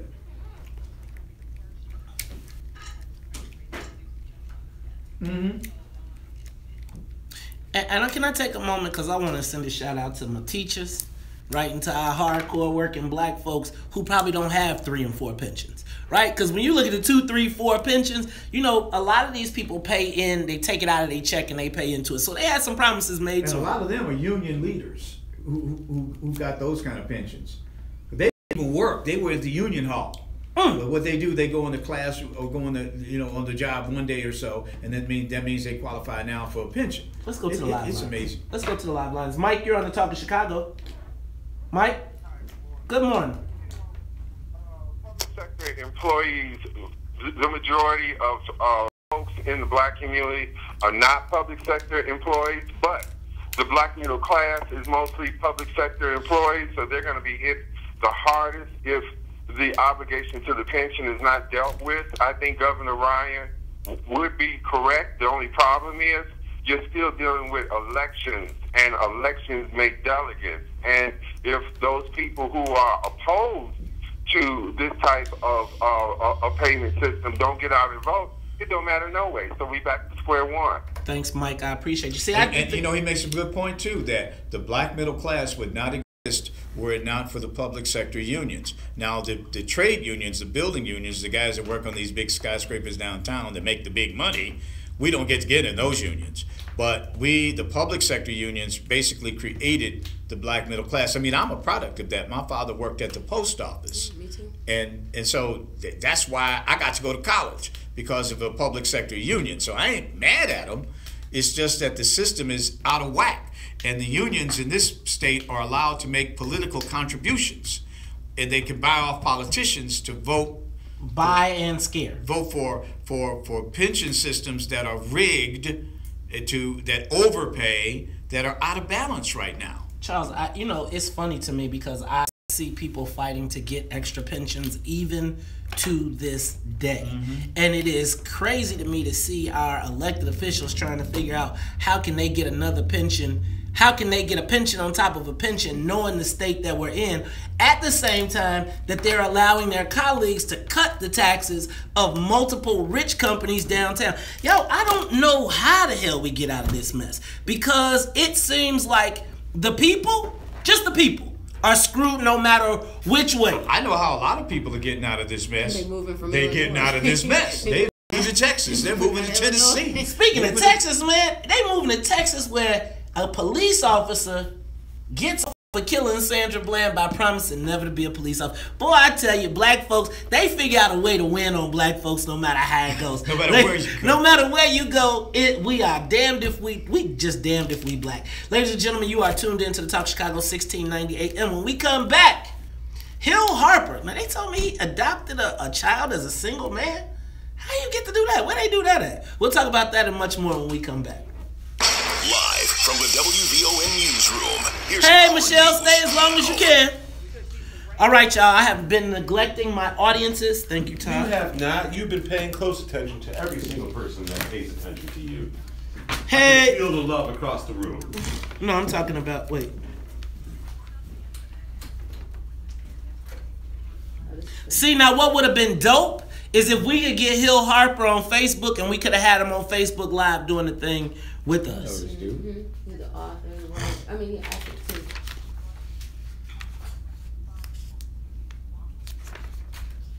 He was on the show. What show was that? A long time ago. He was on Recording Role. He wrote a book too, didn't he? Dang, he graduated from Brown as the cum laude.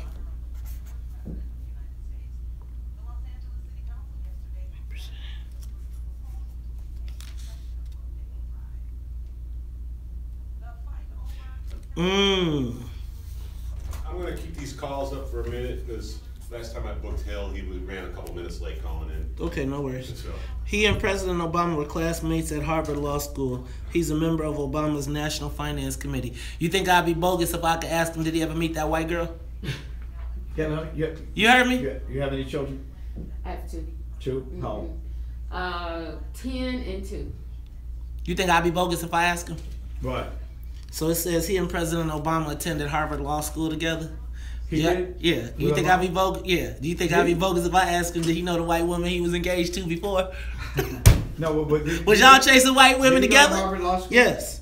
They were classmates. He has dated, and the weird thing is he had wrote this book about relationships and black women. I read it a long time ago, but then he was dating a white woman. I was kind of. Can you bring that up? No, I ain't bringing it up. I ain't bringing that. Do you have a black girlfriend now? Do you stand by your book? So you are. You know what? Are you? You ever dated a white woman? Yup. Huh? I'm from Bolingbrook, dog. That's what we did. I got religion when I got to college. Let me tell you, I take it back. I had a black girlfriend my senior year, but I didn't. Man, in Bolingbrook growing up, it was tough getting a sister because they all wanted a brother from the city, right? And so you be like, Dad, you be chasing the sisters. They be like, you ain't from the city. You ain't from the city. Meanwhile, on the other side of town, they was like, oh. And they're very advanced. So there's a moment when you as a young black man learn that, hey, there's something that, just telling you. But since I ain't nothing wrong with dating nobody.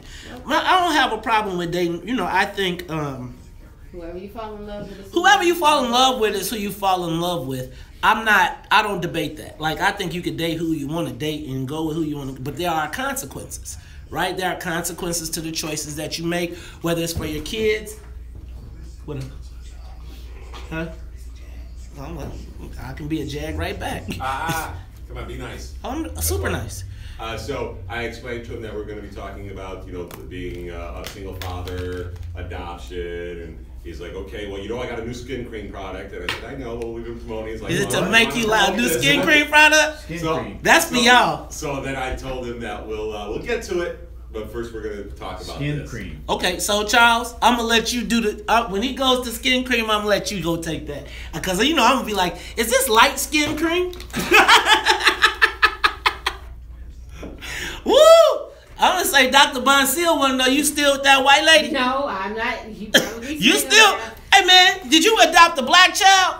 And if you adopted a black child and you going to have a black mother so he can have a whole household? I guess my question is, are you bringing a child into a good environment by adopting them as a single father?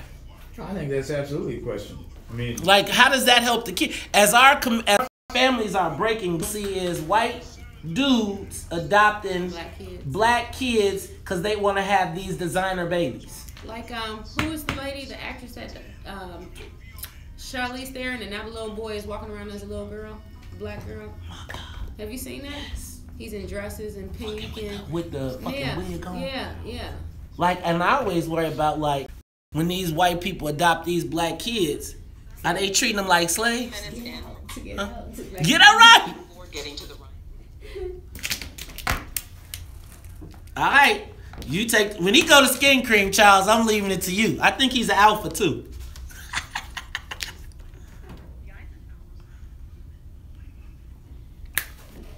All right, what's up to the Facebook Live audience? Who is out there kicking it with us? I'm not.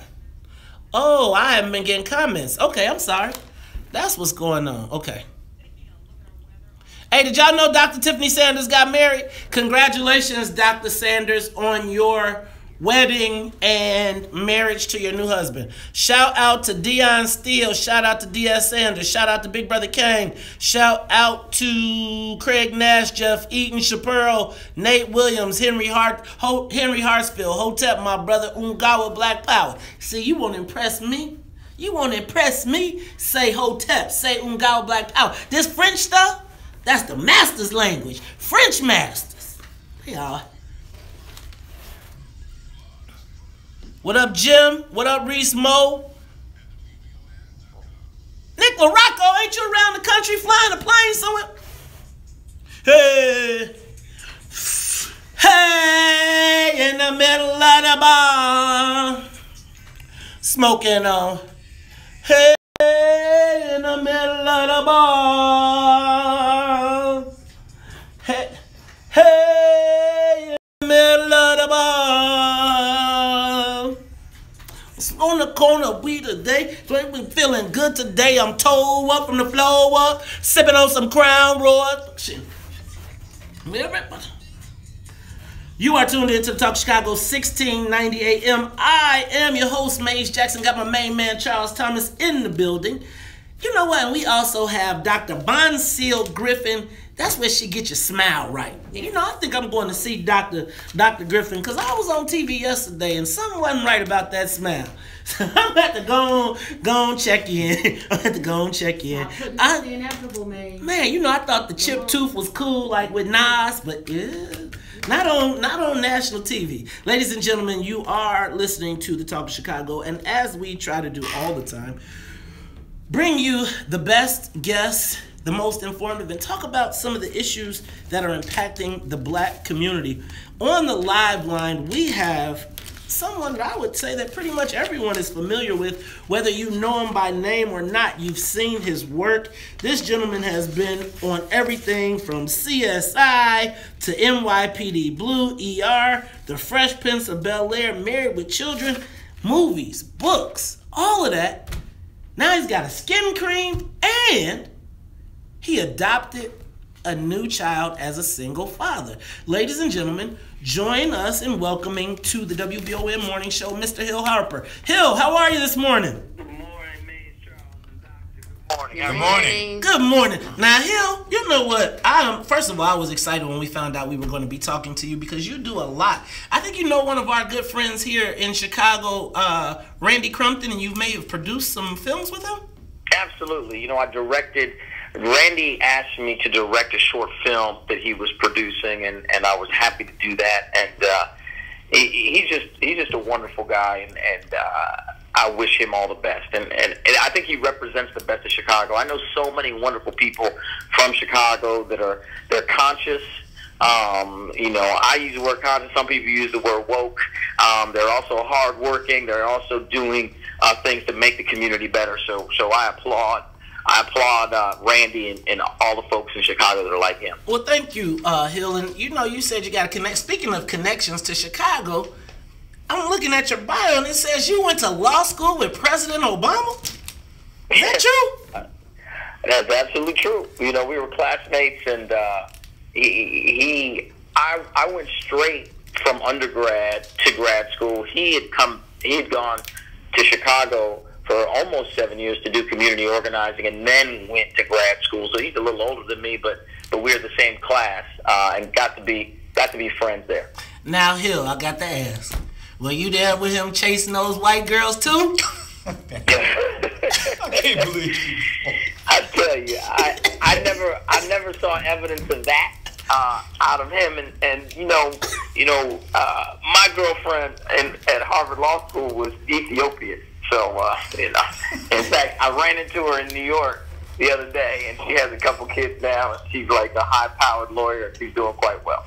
Well, okay. So, Hill, I had to ask, man, with the book and everything coming out, y'all kicking it in college. So, Hill, talk to me about the fact that you've adopted a child as a single father. How does that work? Well, I'll tell you, 3% of adopting parents are men, and I don't even know what the number is for African American men, but that 3% number is the overall numbers for everybody. And so, you know, for me, I was in a situation where a dear friend of mine kept saying, you know, I want to be a parent. I'm going to have a family, but I'm going to get married first. I'm going to do this. And she did an intervention, and I love her to death. She said, listen, I think you're letting the fact that, you know, I had a girlfriend at the time, about 4 years in, but I was like, it's not quite right. She's like, you're letting the fact of your relationship status dictate your parenting status. And I believe if you keep waiting too long, you're going to do what a number of my friends have done, is decided not to be a parent and say, you know what, I've just waited too long and I'm not going to do it. And she's like, many of the best and the brightest folks I know that should be parents aren't. And so she said, I want you to talk to this adoption attorney. I had that conversation, and I told the guy, man, you know, I'm not ready yet. And you know, and then fast forward a few months later, he calls me and says that a young boy is being born, and you know, needs a home. And what would I do? And I got on the phone, and it was like God on the phone. There was no question in my mind that I was supposed to do this, and it's the greatest decision by far I've ever made. Pierce, my son, is the greatest part of my life, and I had no idea the beauty and the joy that could come from being a parent, because people try to tell you that, but you're like, yeah, you know. But once I've begun this journey with him, it's the greatest decision I've ever made by far. Did you? I think I'm reading here that you were actually in the delivery room. Yes, I was in the delivery room. I cut the cord, and listen, it's obviously, I mean, it's an understatement. It's life changing. But if anybody out there is listening, and I just say, whether you're a man, single, in a relationship, whether you're a woman, if you have the intuition to adopt, you know, there are so many young, amazing babies, children in our communities across this country that need good homes. Please do it. Please, because I receive the blessing, you know, even from him, not the other way around. So your intuition is well founded. Go forward, and that's really, you know, I'm talking about it. When I talk about it, I encourage other folks to do it, because I believe there's someone listening who has an intuition to do what I did, but the fears can stop you. I mean, fear almost stopped me. So I assume that you met the child's, your son's mother. Have you maintained a relationship with her? You know, we don't speak very often. The recommendation from the professionals in this sense was that it's easiest for her to move on, and also it's easier for all counts to if you don't speak. Yeah, but it seems like that would be pretty difficult moving on. I mean, throughout the child's life, that it's really her. I let her make the call, because here's the deal: she has given me the greatest blessing in my life, right? So I am indebted to her in ways that I can't express. So I allow her to dictate to me, you know, and he's going to be able to dictate for himself. I mean, it's an open adoption. So at any point in his life, he'll be able to say, you know, I want to know more, or figure out who, you know, my birth mom is and who she is, and if she wants, they can be in contact. He'll do, you know what, and just because I think this adoption thing is a big deal. Do you think with the breakdown of the black family that it is advised, or is this something that you can do because of your means? Because does a regular single dad have the ability to do this? Yes. You know, there have been people who have been raising wonderful kids with not much, and the biggest resources required in this scenario is an abundance of love and time, and you know, and actually spending quality time. And so that's what it is. It's not about how much you have. It's really how much love. What's your capacity of love in your heart? And like I said again, I'm going back to it. the way people always paint the scenario of adoption is that they say that the adopting parent is doing the good deed, where it's really, I believe, from my experience, I'm getting more than I'm giving. You know what? So this goes to one other question, and then Hill, we're gonna go to break after that. Hill, talk to me about what's going on in this climate with Donald Trump in places like Texas, where they are now refusing to, or they may possibly refuse to allow gay couples to adopt children. Any thoughts on that?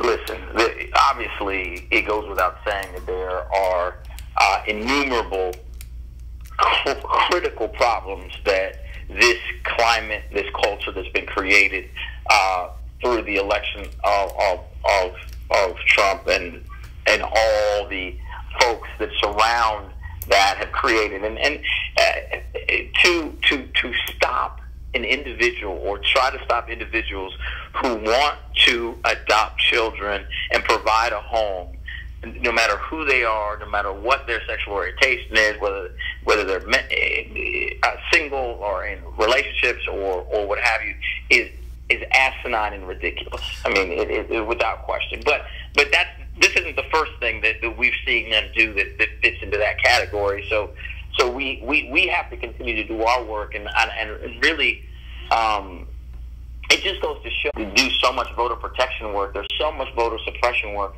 happening in all these states across the country, and it shows you how important your local and statewide elections are, because it's really your local representatives and state senators and legislators that are dictating a lot of these policies that allow voter suppression and allow a way to really influence and gerrymander elections. Hill, I'm going to stop you right there. Let me stop you right there, and we're going to get back to that when we come back. I know we have to talk about the cream, but this is important. Ladies and gentlemen, you are tuned in to the Talk Chicago 1690. It's 748. More of the morning show with Maze Jackson. Shit. Hey man, you had to go through the white woman thing. Hey man! That's great. I ain't saying that's great. I'm just saying, man, you know, he had to get a good laugh. You know, he was like, because they both was carousing. While you tripping, they both was out there on the pride. Come on. Two light-skinned Harvard dudes in law school. I mean, how many black better than on the basketball right, team. you must. They like, ooh, yeah, right. You can take them home straight up. Being on the basketball team. No, he did not. No, he didn't. Yes, he did. This is the WVON morning show. Damn it, ain't no free passes. You know what I'm gonna ask him since he's talking about local elections? I am going to ask him about the parties and the alignments. You know, we live in a state where it is the. I'm gonna ask him about Illinois. He just got through talking about it. All boils down to the state elected, you know, to your local races. But here we are supposed to be electing the most intellectual people who are supposed to negotiate. You are not correct. Can I tell you something? Well, I'm just saying in theory. Can I tell you something though, real quick? But it's like kids in the sandbox that can't play. Can I tell you? And we the remnants of it. So, my business partner used to be the head of governmental affairs, IGA, at the city. They picked a significant amount of the aldermen. And in a rare moment of candor, I always said, man, because, you know, when I was running for alderman, I was upset that, I was like, man, will they elect me if I haven't graduated from college? And he was like, man, matter of fact, for the black people, we prefer you haven't graduated from college. Right? The premise was they wanted to find the least educated black people to be in office, because then they didn't have to work for their votes. So I want to encourage you to think about, you know, and I don't want to be disrespectful, but when you think about the people that are appointed compared to the people that are elected, there is a marked difference, and you can see it. When they pick, like a Sophia King is not who they would have picked, right?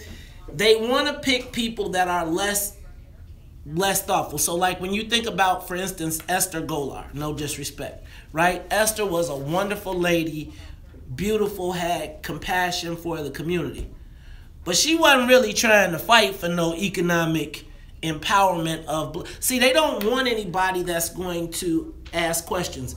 Very funny thing. Jackie Collins State Senator Jackie Collins went back to college, went back to go to law school, right? And there's a wave of young black elected officials in Springfield who have decided to become lawyers. The Speaker's Chief of Staff says, what the hell is the deal with all these black people going to law school, right?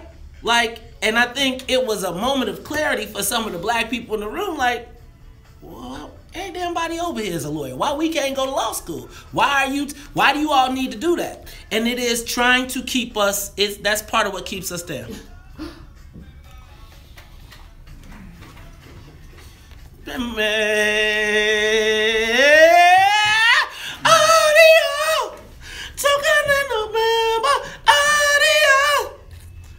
You are tuned into the Talk of Chicago 1690 AM. I'm going to tell y'all what. We have on the live line, we have Mr. Hill Harper. Now, Hill, we were talking to you, and you were talking about the role of local elections. I just want to talk to you just a little bit about Chicago and Illinois. You know, Hill, Illinois is the only remaining Democratic state in the Midwest that has stayed blue. But it is also the worst state for black people in 12 of the major statistical categories that measure the health of a community. But we have the most black elected officials. How do we get our black elected officials locally to be responsive to the needs of black people as compared to the needs of the party overall?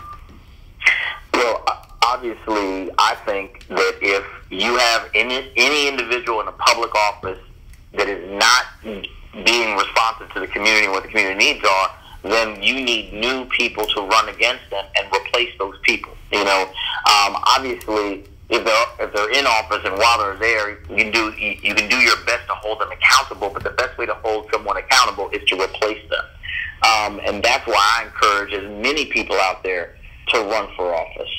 Run for school board, run for city council, run for any level of public office, because we need new people, new voices, new information, new people bringing new work into the public sphere. But then, go ahead. But Hill, how do we deal with that when these are black elected officials? They're Democrats, so we can't really hold them accountable because, I mean, they're black and they're Democrats.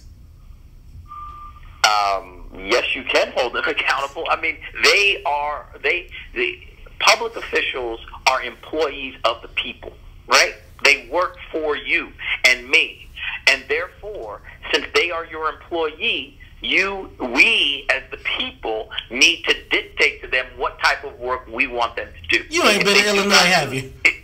If they do not do that work, they need to be replaced. Man, Hill, we're going to have to get you to come on over to Chicago and have a lecture series, because I'm telling you, we are so trapped. Black folks in Illinois are between a rock and a hard place. We got a Republican governor that it could care less about people, but then we've got our leadership does not reflect the black community or the will of the black community. And I just don't understand how, I think people like you can help illuminate the situation. Hill, I'm going to do you a solid now. You've got your new product that you've got out. I got two light-skinned people over here. This is not a fade cream, is it?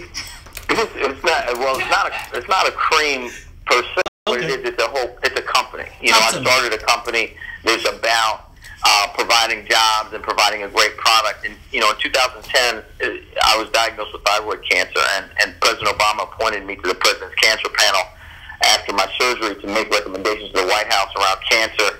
And all my research pointed towards what we've been putting on our body. Our skin is the largest organ on our body, and everything we put on it gets absorbed into our system, our kidneys, our liver, our endocrine system. And no one really talks about it because most of the companies who are major pharmaceutical companies also own lotion, skincare, companies like Johnson & Johnson, etc. So you're not going to see a lot of research in this area. But I needed to come out with a line of affordable skincare products that didn't have any carcinogens, no aluminums, parabens, all of these damaging things, damaging sulfates. None of that, or petroleum. None of that because that was affordable. Because most of the products that fit that are extremely expensive. And to me, if you're an everyday person who's working hard, you don't need to be spending $40 on some shampoo and conditioner and on lotion.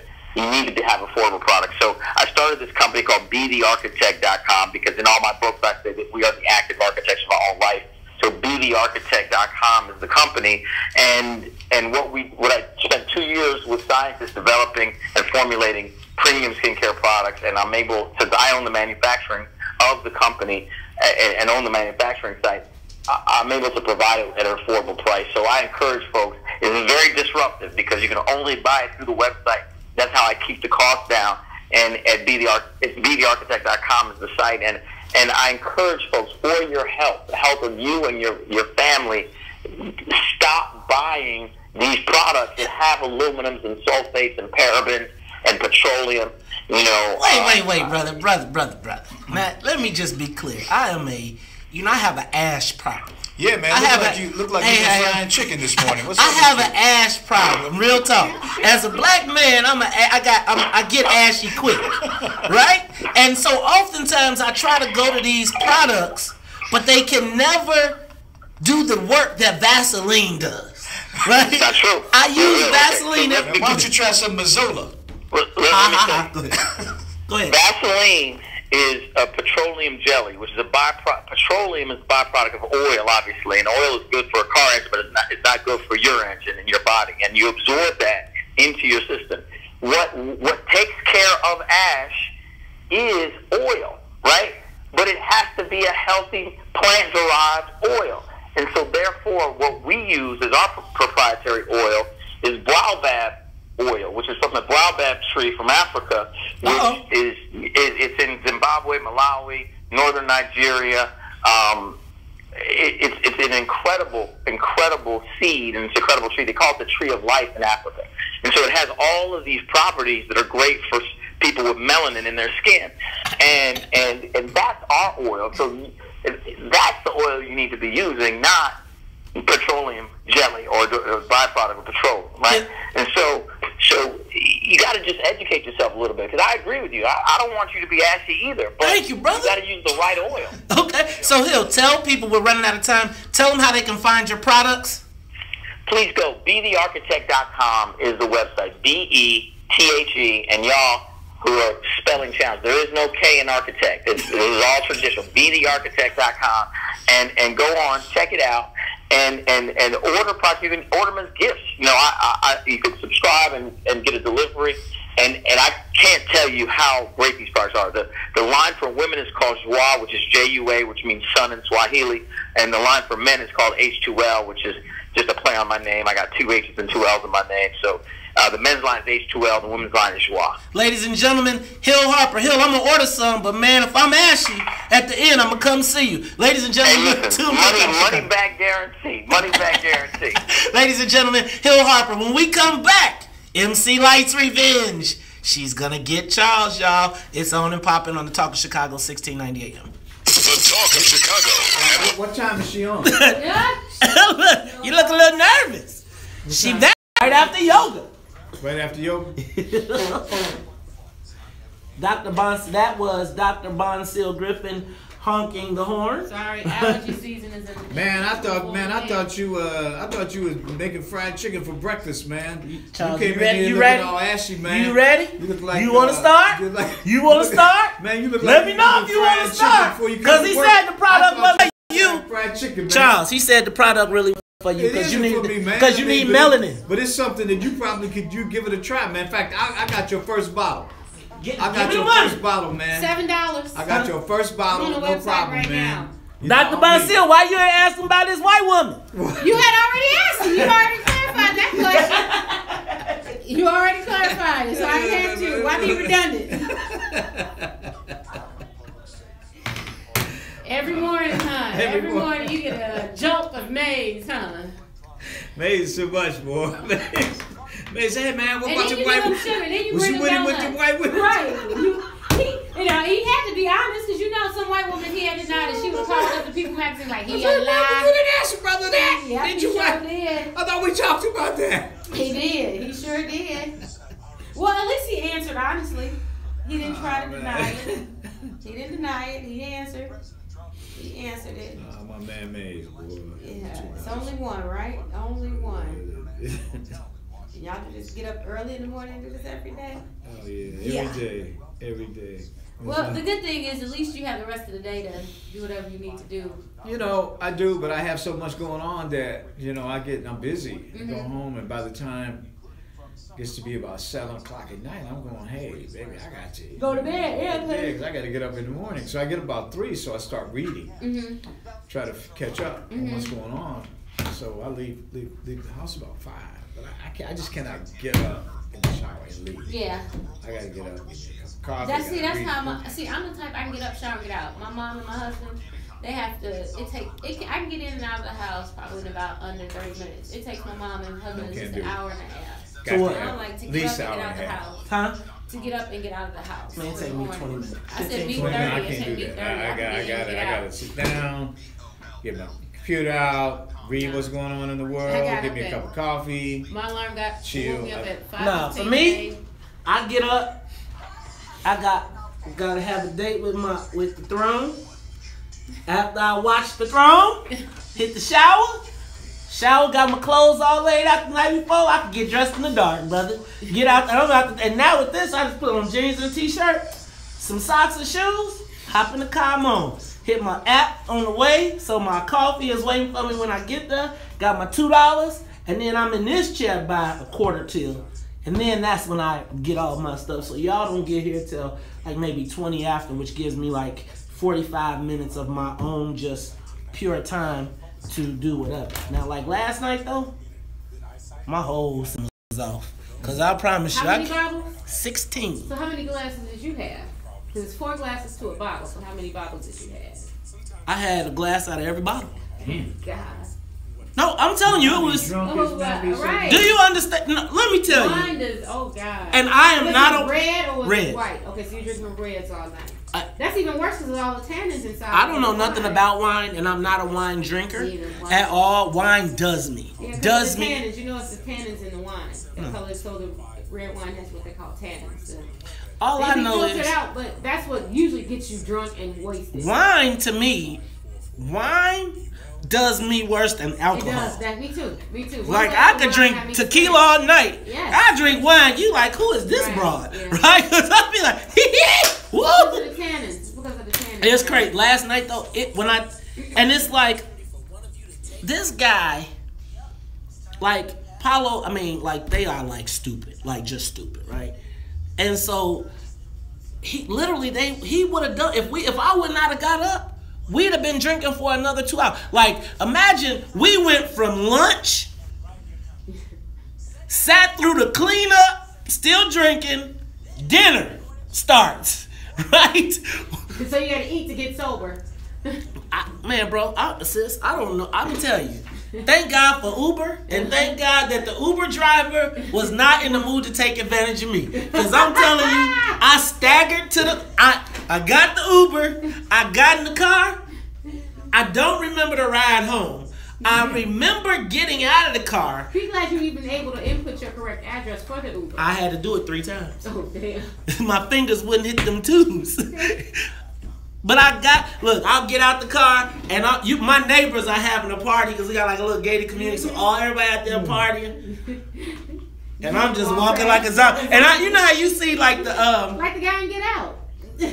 But did you know how Spike Lee, like when Malcolm X was on his way, and it's like everything is passing you by, and I felt like that's how it was with all my neighbors. They was like, "Oh, good night, huh?" Right. I'm like, and then I was supposed to meet Charles at the. I was telling myself as I was getting up that I'm on my way to the White Sox game. Man, you was lying. How was you gonna do that? I thought man, bro, that alcohol, you think you can do anything? Man, you do not understand. Maze thought he was going to the game last night. Bro, I went in the house thinking like, oh yeah, I got to go change. I don't even remember my wife got home. I woke up at like midnight and got in the bed, and my wife was in the bed, and I was like, she must have came by and said hello, probably hit me on the head and said, you okay? You breathing. She just checked to make sure you were breathing. Yes. And that's what she was like, okay, just sleep it off. Ooh. Ooh. You got a lot of people on Facebook today. Good morning. Huh? There's a lot of people on Facebook today.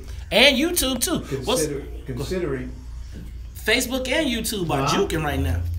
Facebook and YouTube are juking right now.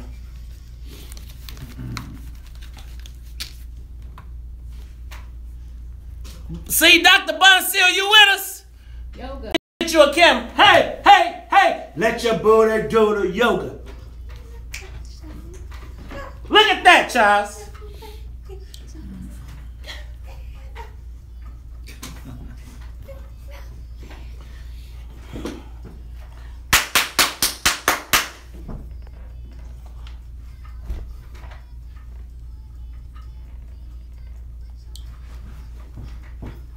I'm my own brother.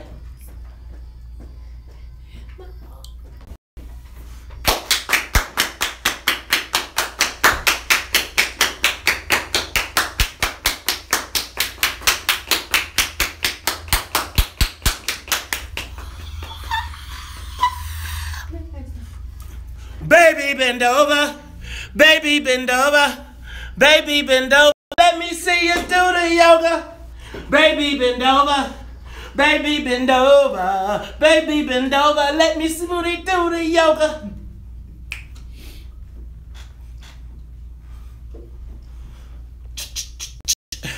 Wild on the head, but the wild on my shoulder.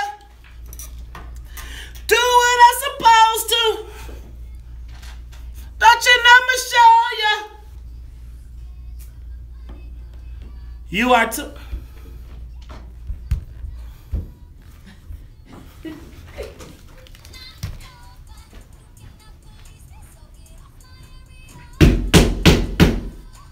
Come back.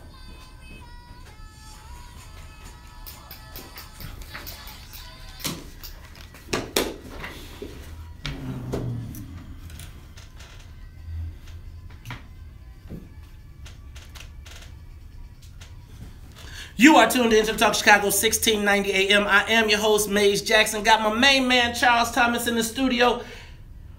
Annette Flournoy in the newsroom. Our musical director, Sonia Escobar, doing the thing. You know what?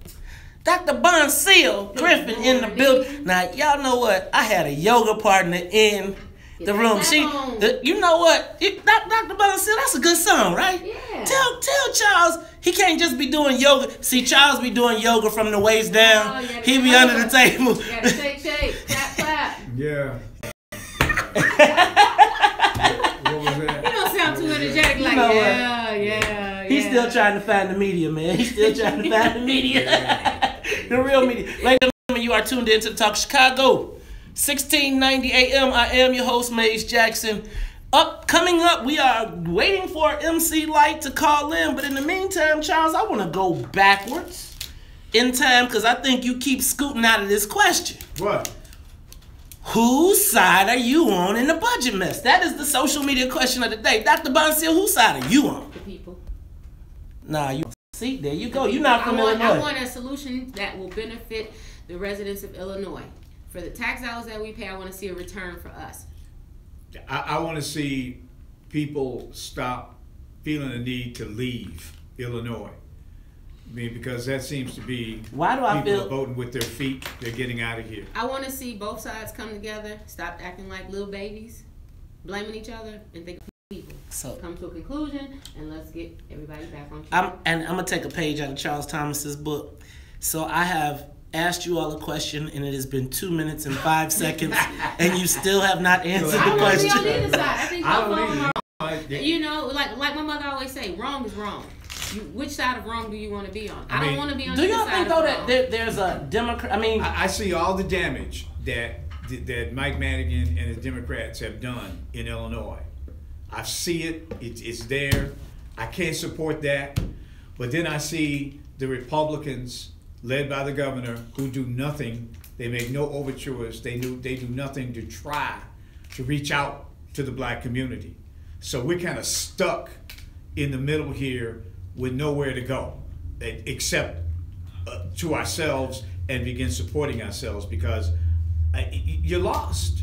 WVON listeners, give us a call, 773-591-1690 AM. Whose side are you on in the budget mess?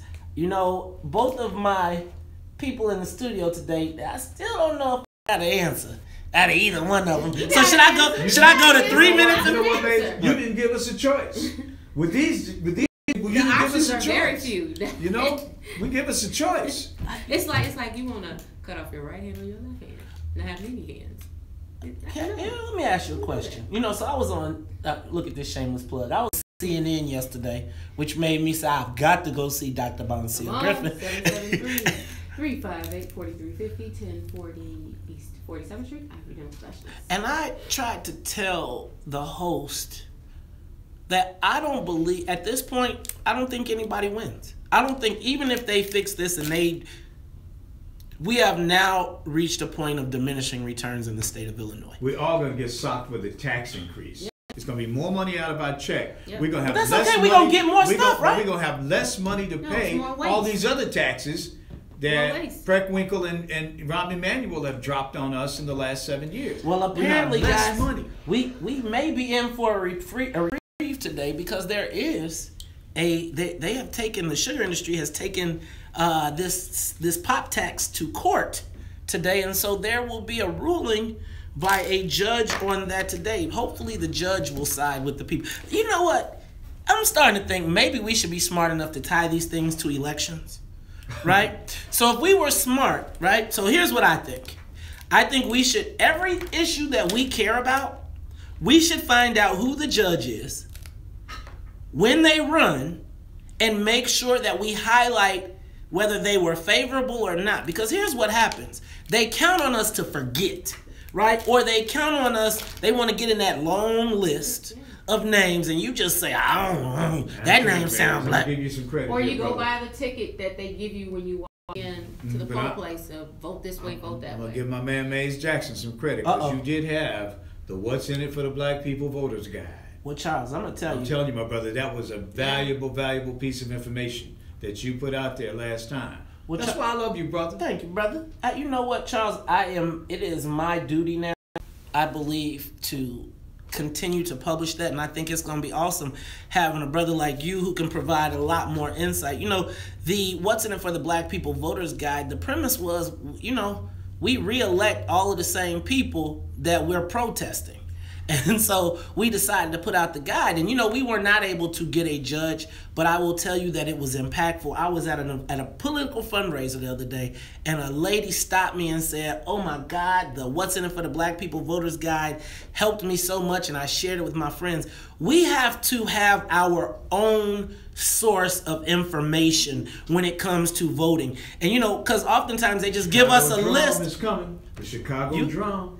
So you think I'll be able to get the voters guide published in the Drum? I saw a landing page on the internet. It went thechicagodrum.com. Thechicagodrum.com.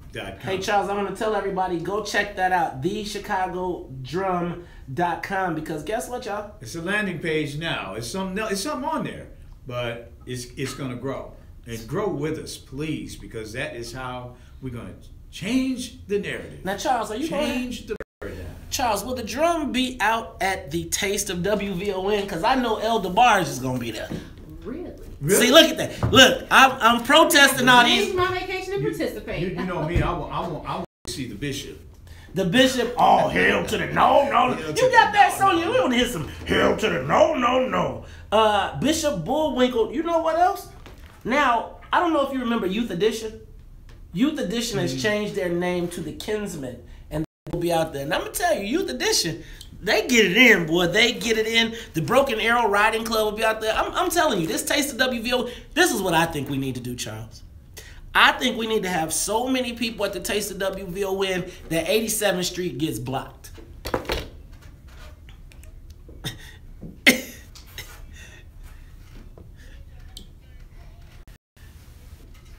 That's your boy, Bishop Bullwinkle. Now he's gonna be out there. Woo! This is the Taste of WVON, July 15th, Lorraine Dixon Park. You gotta be out there. Charles, did you hear about your now you and I know everybody said no, but did you hear the Cubs went to the White House again? Yeah, man, it was a second trip, man. A second trip. I mean, you know, I'm not a big Cub fan, you know, but maybe, well, you know, I think the owners of the Cubs are real tight with the Republicans. I mean, they're like real tight. In fact, I used to think that guy who ran for president was the same guy that ran the Cubs. He looks like him. Yeah, Ricketts. Man. Wasn't there Ricketts on the team? Yeah, they had the two of them together yesterday, so I finally figured it out. Oh, no, the Cubs owner isn't the guy. He was supposed to be Ted Cruz. Yeah, Ted Cruz. He and looked this like guy, Ted Cruz. Ricketts. What's his first name? I don't know. Ted Ricketts? No, it's Ted Cruz. So what is it, man? I can't remember. There it is. It's Tom Ricketts. Yeah, man, and this other guy, Cruz. I thought the guy who ran for president owned the Cubs, because I knew they were all Republicans. But I mean, it's just something how all those North Side liberals, Democrats, they just love them Cubs, don't they? Love them some Cubs. Wait, but ain't them the same people protesting Donald Trump? They give the Ricketts money, and then the Ricketts turn around and give it to Trump, and all that. Man, that's why I'm a Sox fan all the way. Right in Bridgeport. You know, they don't love it. They don't love us. Pick a side. They don't love us though. So check it out, ladies and gentlemen. You are tuned in to the Talk of Chicago. I mean, but for real, y'all, the Cubs went back to see the president twice. Y'all ain't nobody up north mad. Ain't where's all my liberal Democrats up north? Didn't they just have the Cubs down at the Springfield and everybody ran up hugging and kissing? But then you want to tell me I can't talk to Trump. You want to blame, y'all want to dog Omarosa, but then be Cubs fans. Ladies and gentlemen, you are tuned into the Talk Chicago. It's 8:18. We'll be back. More of the morning show. Yeah, where y'all at? Crickets. Crickets from the Ricketts. That's what I'm talking about. Where y'all at? Where on the cup? I'm not heading back to Michelle.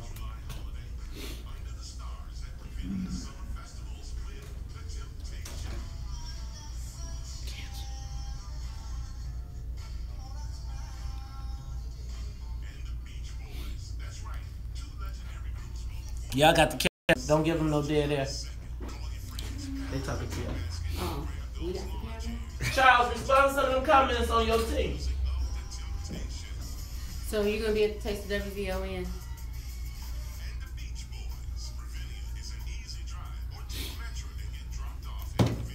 We normally do it every year, but this year I don't know if we're doing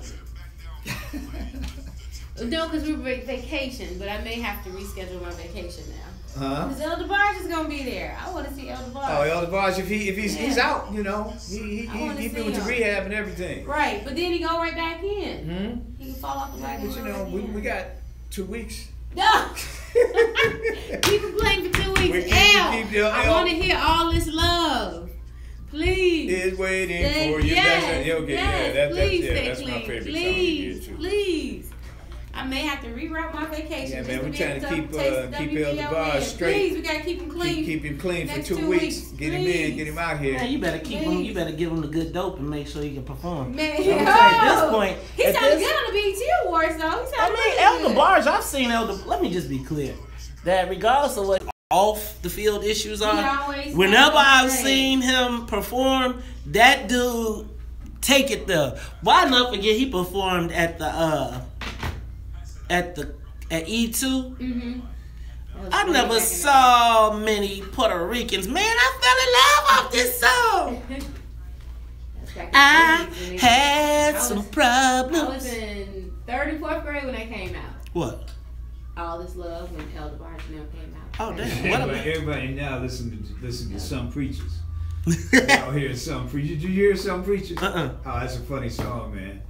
Some preachers ain't talking about shit. Some preachers ain't shit. That's the chorus line. And he's a bishop. He the bishop, you know. Bishop like Bishop One. Bishop One. It is true. It is true. Is that me? It's not me. I gotta check in for this flight. Turn my stuff Where you going? Essence Music Festival. You know what? We were debating whether we were gonna go to Essence. I didn't think the lineup was that strong this year. Yeah, it was good. Well, it's a lot of the people that I want to see. Who? Daily. I want to see Shaka Khan. I don't even want to see Diana Ross. Mary J. Blige. Diana Ross is terrible. I'm just telling you, we saw her on the Tom Joyner Morning Show. I'll show you the video of it, and she got the wind blowing hair thing down, but everything else. Jill Scott is gonna be there. Chrisette Michelle. Oh, Chunky A. Yeah, Chrisette Michelle's gonna be there. I like Chrisette Michelle. Yeah, so I'm good.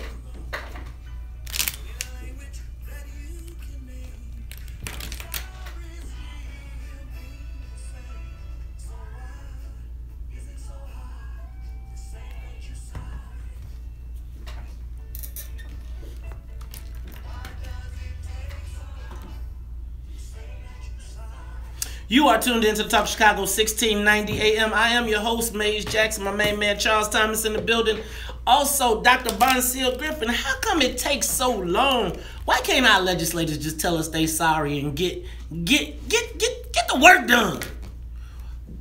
Man, they got Charles, have you told me whose side you're on? Dr. Bonseal Griffin, social media question of the day.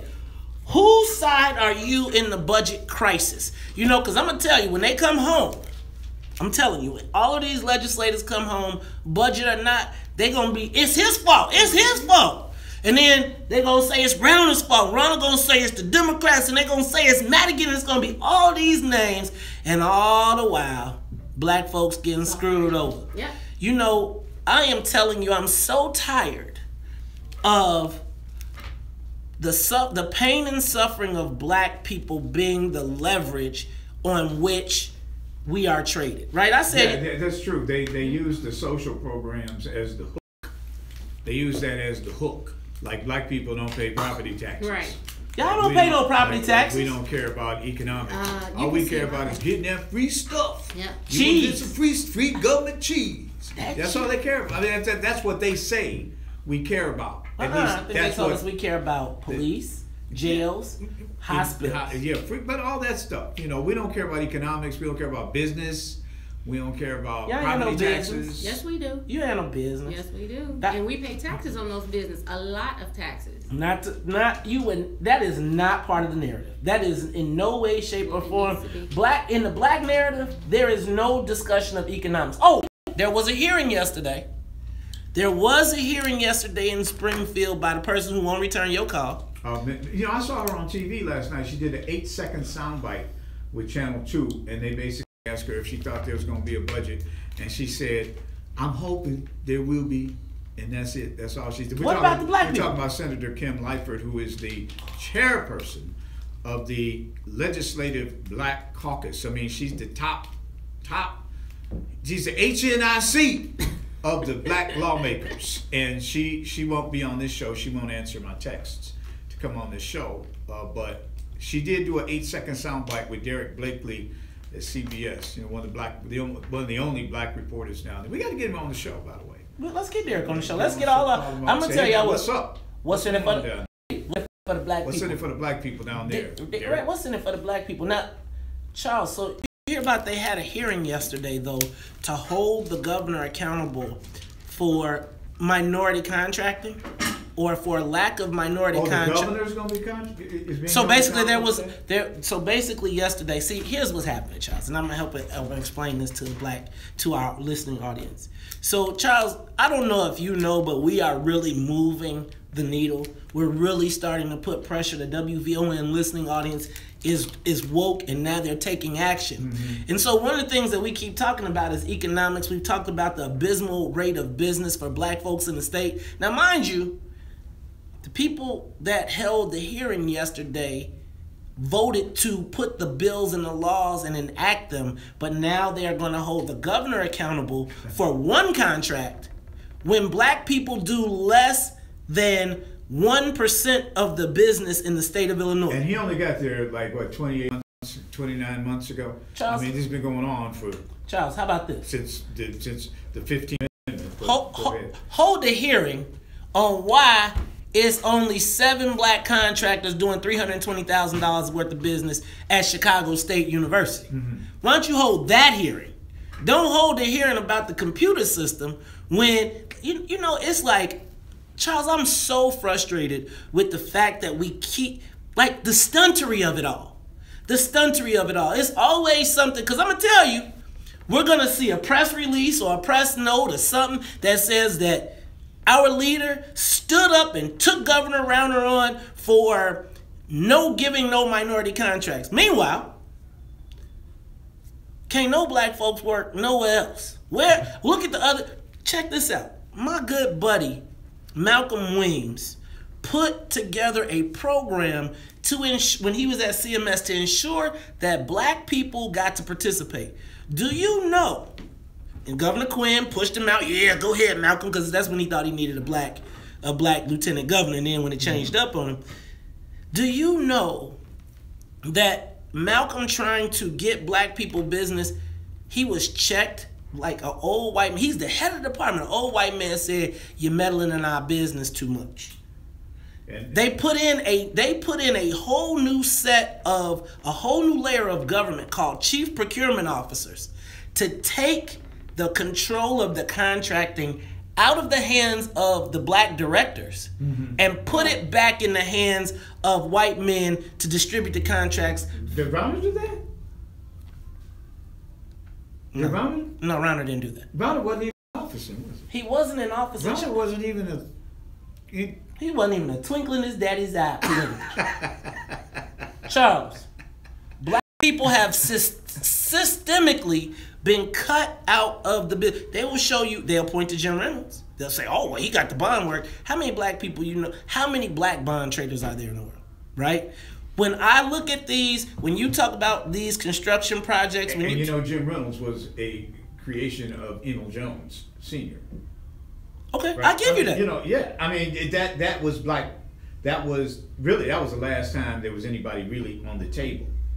We on the table, brother. No, we on a different way. He was at the table. He was at the table. We own the table. We own the table now. Yeah, we were at the table when Emil Jones was in the game. See, and that's a big difference. And I'm sure Jim Reynolds would be the first to.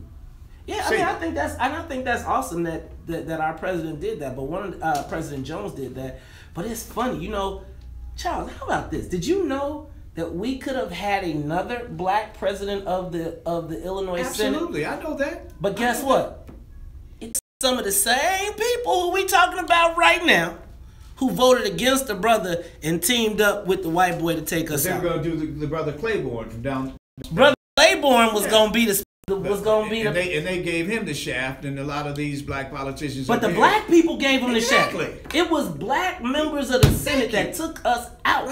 Right. And now we can't get an answer. They act like we don't know what happened, and we're not supposed to tell people in the WVON listening audience what happened. The black Illinois state senators torpedoed a black man from becoming the Senate president. This happened how many years ago? Right after Emil Jones. Right after Emil Jones. Charles, what is it? What is it that makes us not want to do better for ourselves? What makes it that, who is the white person that walked in the room and said to the black people, you know what, y'all could have it all, but instead of y'all having it all, I'm gonna give you 2 pieces of crumbs.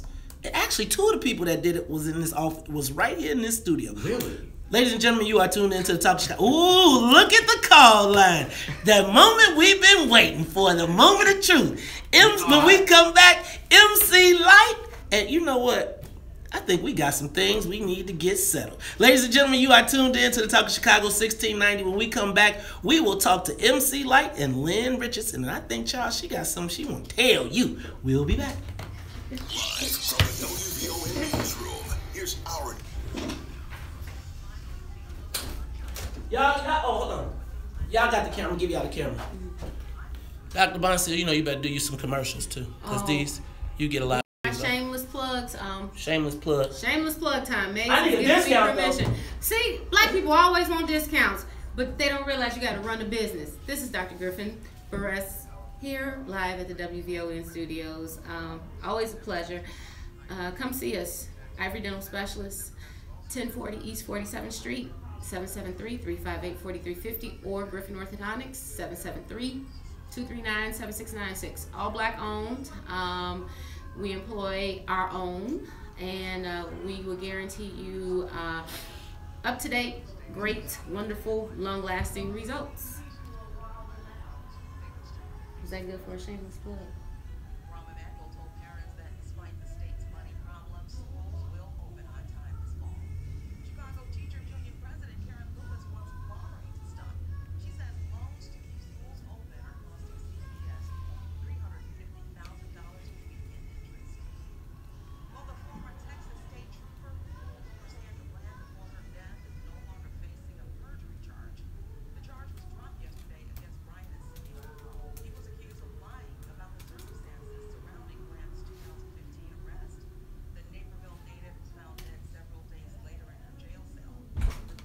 Boom, boom, boom.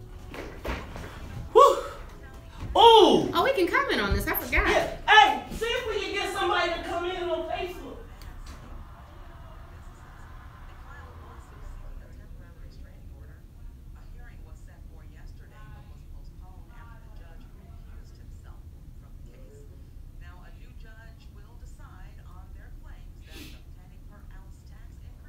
You be spurred. So, what's up? So, May's kind of gave her a little prep, give it to you hard, and I was like, wait. I said, if she's going to give it to her, she should be prepared to receive it as well. Yeah, get So May, he looked at me, I was like, no, you can't coddle it just because she's a celebrity. The man gave me orders. The man gave me orders. I can do this. That's right. The man. No, I'm be respectful. I'm gonna be respectful. Oh yeah. Be respectful. I'm not gonna get involved in any fighting. See, this fighting stuff, I ain't into that. That's We're peaceful that's what people. they do. That's what they do back in the 90s. That's what them hip Look, hoppers beef. They love to fight. I saw them on BET. They had an after party. It was the after fight. With Migos. It was the after fight. Negroes still fighting each other like they was. Who shot Biggie? Who shot? They don't know yet. Biggie. They don't know. Man, yet. we don't know. I thought Tupac shot Biggie. No, Tupac was dead before Biggie. Oh no, so Biggie shot Tupac. No, Biggie didn't shoot Tupac. What? But why did they shoot him then?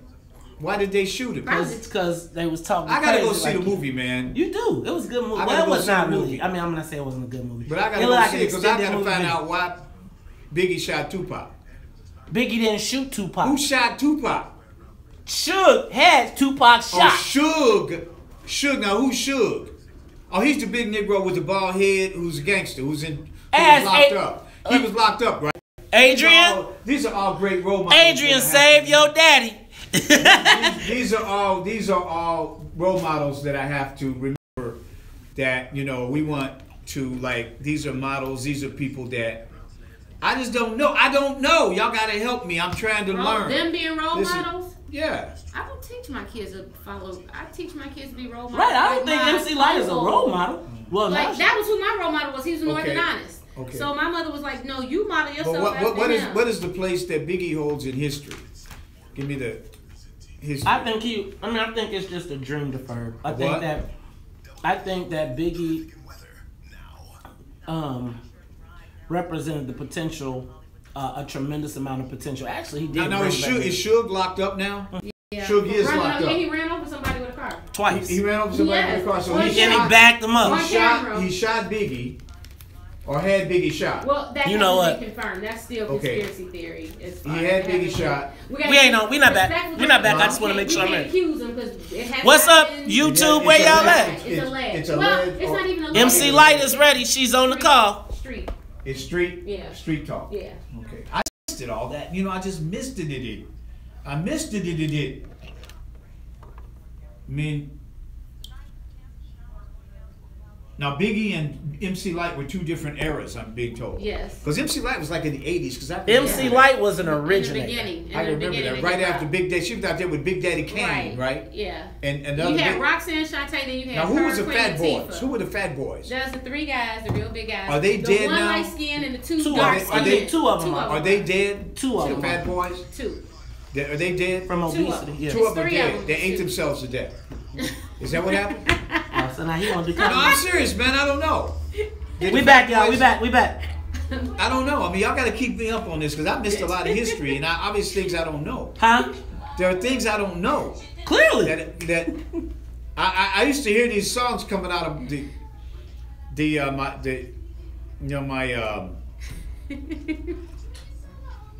my kids would be playing this music, and we went to see the movie All We Could Eat.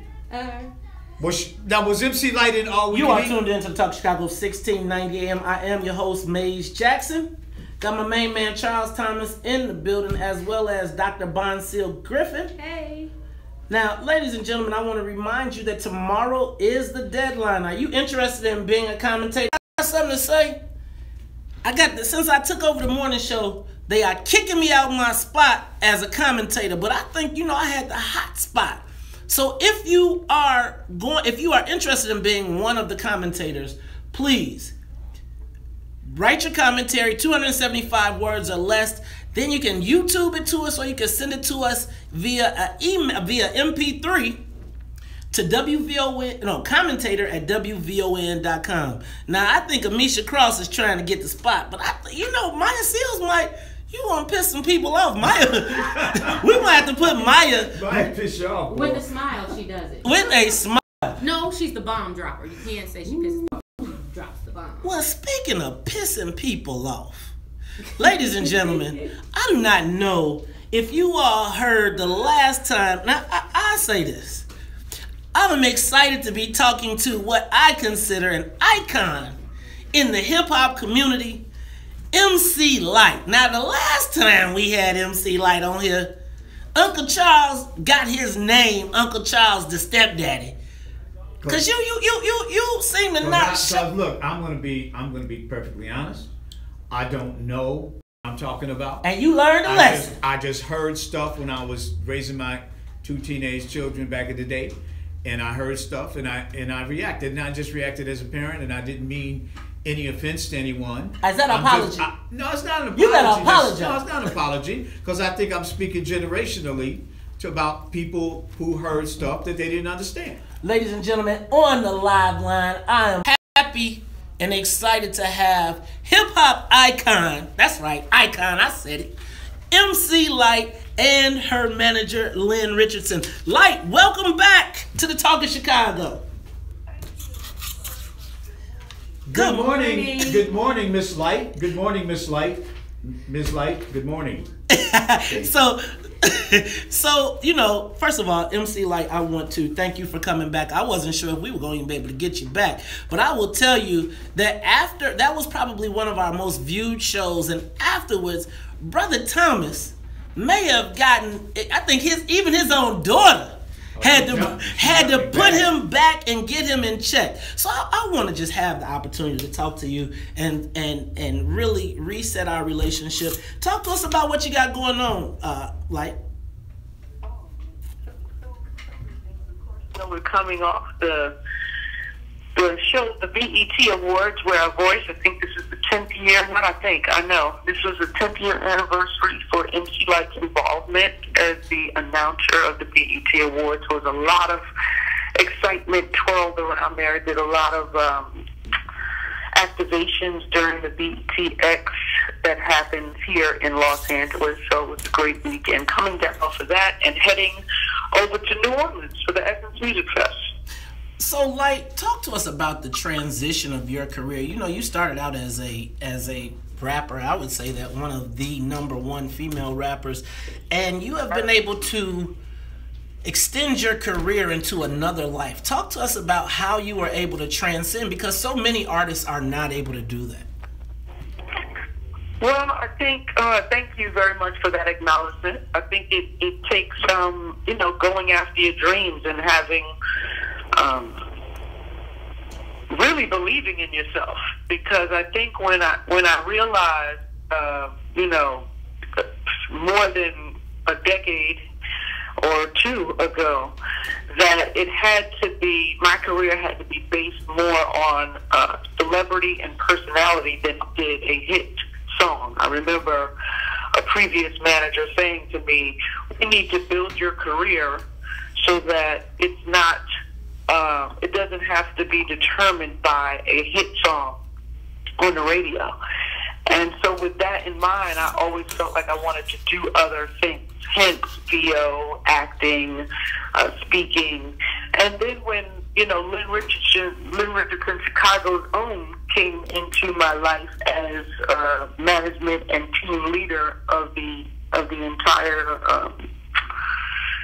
entire enterprise here, it was very seamless for me. She did all the work. But we had to sit down and she asked me what I wanted to do. And I said, speak. And she said, okay. And you want to start a foundation? And I said, okay. And we kind of just built it from there. So, talk to me about, you did the BET Awards. And Uncle Charles is over here, and he's been giving me the business about it for a while. Talk to me about the state of hip-hop now from where you originally saw it. Oh, goodness. I mean, it's gone through so many different phases. And, I've learned to just be not only a participant, of course, but a spectator. And with DJing as well, I have become familiar with music that I probably would have backed away from. However, because I have to DJ, I have to be, caught up on what is new, what is considered hot, and what is not. And so it's definitely changed over the years. And I think what used to be the norm in terms of giving people, a little bit of an education through music or trying to paint a different picture, that used to be the norm. Now it's sort of like, very rare. But the ones that do seem to speak a different language from most that are in hip hop today are, allowed it for it. Hence, J. Cole and Kendrick and Common. We do have folks that on the front line who are considered mainstream really giving the business. Miss Lyte, this is Charles Thomas. Let that respect. Absolutely. Look, I was watching the coverage of the BET Awards the other night, and they had that scene at the after party where the young brothers were having a fight or something on the street when they were arriving at the after party. Whoa. Were you familiar with that? Yeah, I have no knowledge of that. Oh, okay. Yeah, they were having a fight, man. And it was on this Entertainment Tonight show or whatever that TMZ show is. Charles, are you being sarcastic? No, I'm not. I'm just man. trying to figure out about the whole fighting thing, and with the hip-hop artists. Is that a bad rap? Is that just something the media is taking out of everything else and highlighting or lowlighting? Oh, boy. Because a lot of us look at it and we go, wow, there they are. They're fighting again. We think about the 90s and all the shootings and such, and we see these young brothers today, and they're still fighting. And these are performers. Right. I mean, I don't know exactly what it is that you're referring to. However, that's fair. That's fair. I don't think violence is, it's too much good stuff happening. Mm-hmm. There's too much good spirit that's happening, and we are grateful. We should be. So I'm not quite clear how that happened, or did somebody step on somebody's foot? You know what? It was a Chris Brown. It was about Karuchi, right? It was about who was dating Karuchi. But let me ask another question. How do you feel about the fact that, we've always heard the story, because, Charles sticks on the negative part of hip-hop. Hold on, let me just finish. But now you see, but we talked a long time about the fact that record companies did not invest in positive artists. But now you see people like Chance, like J. Cole, like Kendrick. Talk to me about, are we starting to see a change in hip-hop, and do we think that the industry will start to promote artists like this more? I believe so. I have to be optimistic about it, and I think Chance has broken all kinds of records. He's broken down doors. He's lit a fire, and hopefully it will inspire a whole new generation of MCs and artists that can give more than what they even thought possible. Dr. Bonsil Griffin, you Good have a question? morning, MC Lyte. This is Dr. Bonnie. I'm a child of the 80s and of the original hip-hop era. And I just want to know, can we do a tour of conscious rap, the rap that I grew up on, that I felt empowered with you, KRS-One, Eric B. and Rakim, so that we can, feel good about hip-hop? Because I feel a little disconnected from, some of the hip-hop artists right now, aside from Chance, Kendrick, because the dynamic has changed. So when are you guys going out on tour? So I can be in the crowd yelling, screaming, and reciting all y'all rap lyrics. Well, thank you for that inquiry, Doctor. Yeah, that was the feel good time that you're speaking of. And honestly, we perform here and there. We do spot dates. I'm not quite sure. KRS-One doesn't fly, so we'd be waiting for him for a long time to get to the destination. But it would be well worth it. Yeah. That would be great to have a tour of that kind. However, it does take, people coming out and representing and being excited about it. And, I have to put a call into KRS-One now and see what it is. Yeah. You know what, Lyte, and we got to go to break, but when we come back, we just saw the passing of Prodigy last week, and we've been seeing the loss of some of our rappers. I want to talk, when you come back, just talk a little bit about the mortality and really where we're at in the, it's really crazy to see people that we grew up with that are our same ages and they're now starting to pass on. What legacy will we have? We'll talk about that when we come back. You are listening to the Talk of Chicago. MC Lyte is on the live line. Lyte as a rock. We'll be back. More of the morning show with Maze Jackson coming up. I was talking to my lawyer. Oh. So I was like, yo, liar. Yeah. That's she got that chop. No, it's called husband baby daddy issues. I thought you were married. I am. This is my second marriage. Oh. My last and final. Right, mine too. Yeah.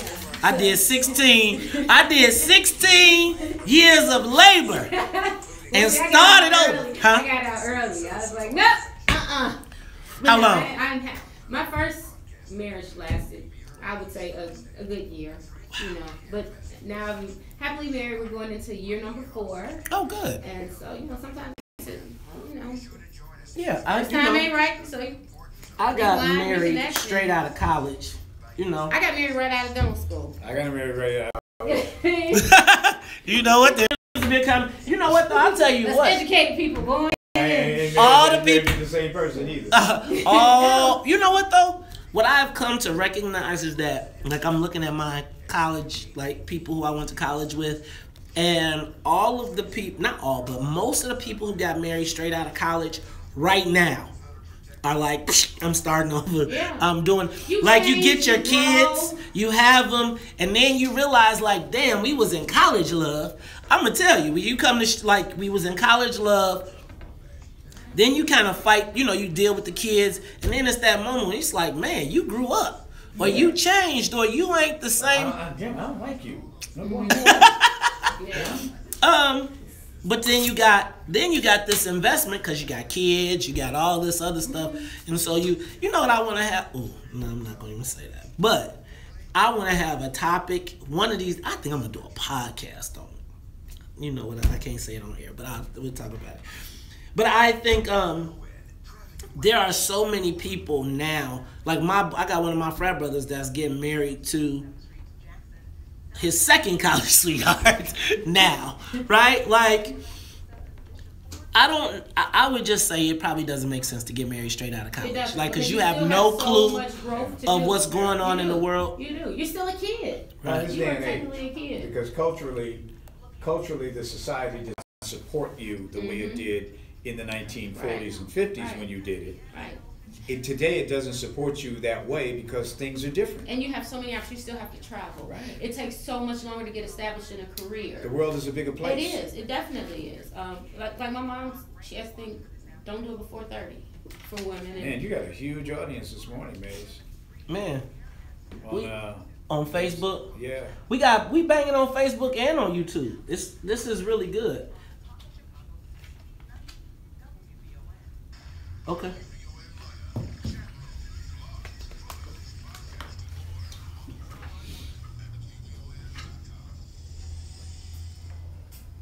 Mind. Hold you tight. In the morning light. Ah! You are tuned into the Talk Chicago 1690 AM. You know, ordinarily I let the music play because I love that, but we have hip hop icon MC Lyte and her manager Lynn Richardson on the live line. Like, before we went to break, I asked you about, I mentioned that Prodigy had passed last week, and it seems like we've been seeing a rash of our hip-hop artists passing. Talk to me about what it's like to see your peers, or Prodigy might have been a little bit younger, but what it's like to see peers leaving the game early or dying, passing away.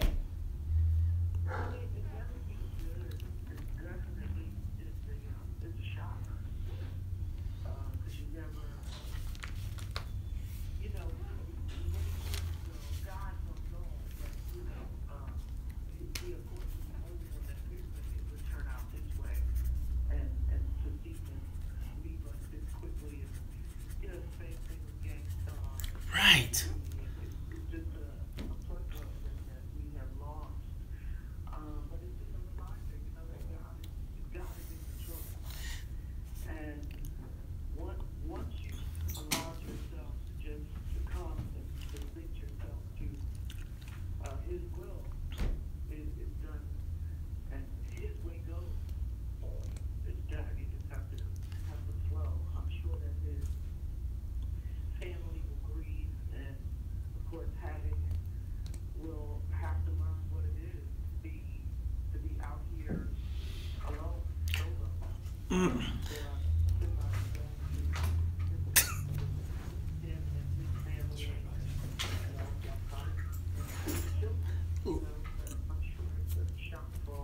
Yeah, you know, I would have never imagined that. You know, I used to think of my rappers as superheroes, and each and every time that I see someone pass, it just brings it to mortality. I really did think of you guys as superheroes. Let's go to the live lines. I got Big Don on the phone. Big Don, you are talking to MC Lyte.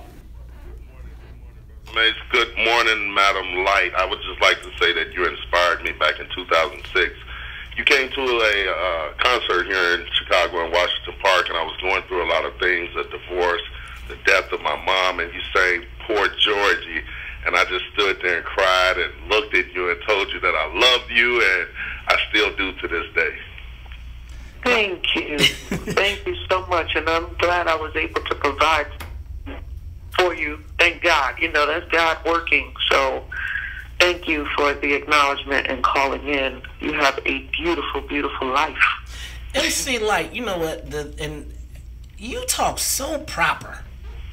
Where you talk so proper? Where did that come from? And not as a diss, because you know, I think that so many times people don't realize how important communication and enunciation are. Where did that come from? Why are you so high tech with that? High tech with you are. I lost my word there. I'm stumbling. You know, my mom studied to be a school teacher, and I was her student. And so, yeah, it was extremely important to be able to enunciate and use the dictionary. That was something that she would enforce on a daily basis. So that's where it comes from. Awesome. So, MC, Mace, can I get a question into her? MC Lyte, my name's Annette Flournoy. I'm the news director here at WVON. I am one of your contemporaries, and I love you. I loved you as Kai Owens on Half and Half, by the way. Oh, thank you. Wow, you know the first and last name of that character. Thank you. She was fabulous. You know, just the whole social aspect of rap music in the 90s. I mean, we came of age during that time. We had you, we had Queen Latifah, we had Yo-Yo, you know, we had Queen singing UNITY. You know, and then we transitioned to this time, and we're at a whole nother place. What are your thoughts about how female rappers have evolved? And also, I want you to also comment on white female rappers in the game, and your opinion of somebody like Iggy Azalea. What are your thoughts about that? She's still in the game? Go ahead. Well, I think, first off, I think they're missing from mainstream. But, today I don't know that it's even necessary for them to be in mainstream with all of the medians that exist for an artist to push their music through. It's really up to us, as those who love hip-hop and want to push and propel female artists. We need to talk about them. We need to support them. We need to go out and see them when they're performing. Without that, there's no way for the masses to learn about all of the individual female MCs that are spread out across this country and, honestly, all over the world. They exist and they have a voice, and they're all speaking to a particular event and or social standing. I think it's pretty miraculous when I listen to all of the different female MCs and what it is that they bring content-wise. So it's just up to us. It's in our hands to push and talk about them. Like Mayday, it's right there in Detroit, and Yvonne, that's right in Chicago. One of the most skilled female MCs that I've ever heard, right there in Chicago. So I think it's up to us to talk about them and to spread the word. And as far as Iggy is concerned, it's music. I've had a great opportunity to listen to lots of music, lots of genres from all different cultures. And I think someone like Iggy, who lived all the way where she's from, was able to listen to hip-hop at a very young age. I know my first trip to even Denmark, Copenhagen, I was 17 years old. So I know that somebody there was inspired by the hip-hop show that took place there. And, hip-hop is undeniable. It's like once you've been touched by it, you can choose to be a listener, enjoy it in that aspect, but I think everyone from my era and fans that I meet every day are always like, oh my goodness, you made me want to rap. Oh, this is my MC name. Oh, so it is a music that makes you stand up and want to do something. So I don't really blame Iggy. She must have heard me at a very early age. Right. And, but I think it's all good. And there's obviously a listenership for her. People want to see all sorts of people MC.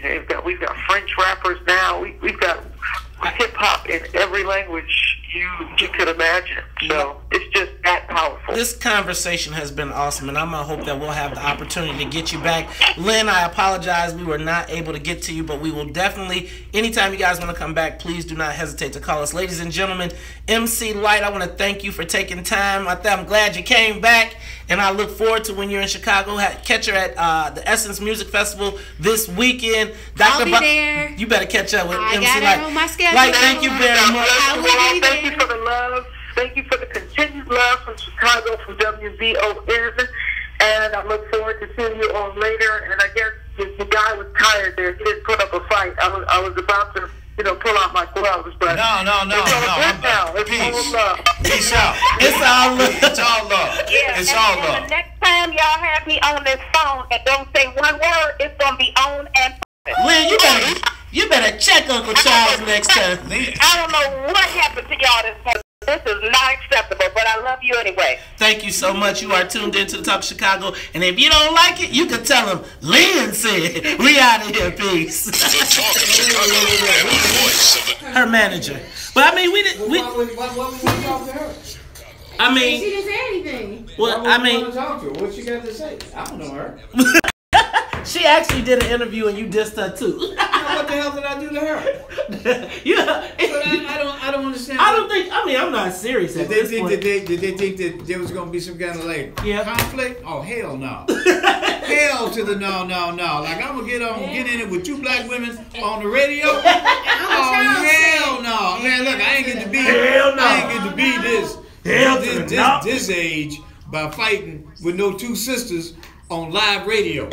Oh, hell to the no. Hell to the no. Oh, no. I know when to shut the you know what up. You got to know when to hold up. Thank you, Jesus. Know when to hold up. Know when to walk away.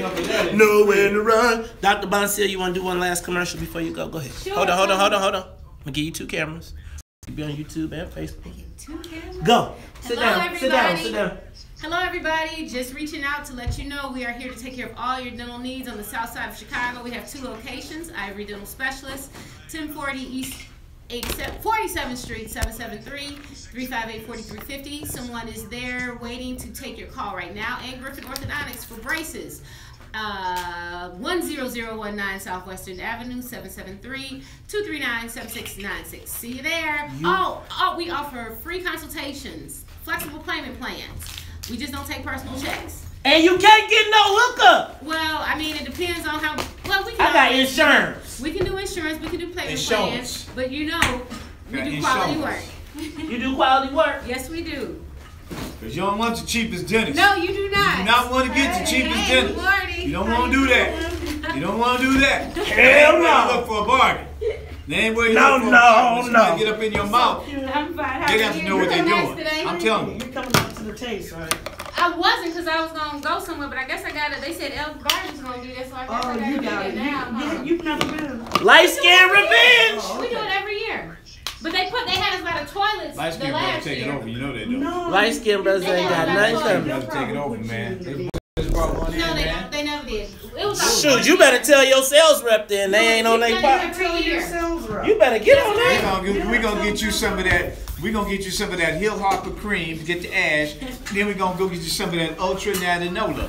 Just take with your Vaseline. It's been working all these. Man, I'm saying. We're going to get my boy some Ultra Natanola. Lighten him up, you know. We're going to give him some Shinola.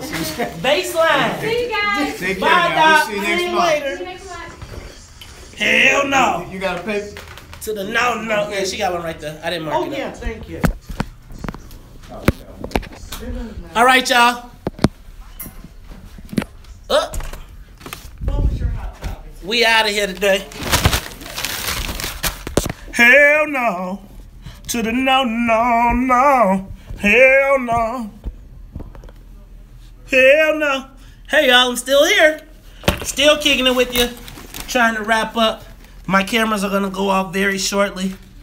Holler back, ladies and gentlemen. Peace. Bye, YouTube. If you were on YouTube and you kicked it with us today, thank you very much. I had a lot going on, so I was not able to get there. What's up, Facebook? I appreciate y'all. Thank you all for tuning in. Peace.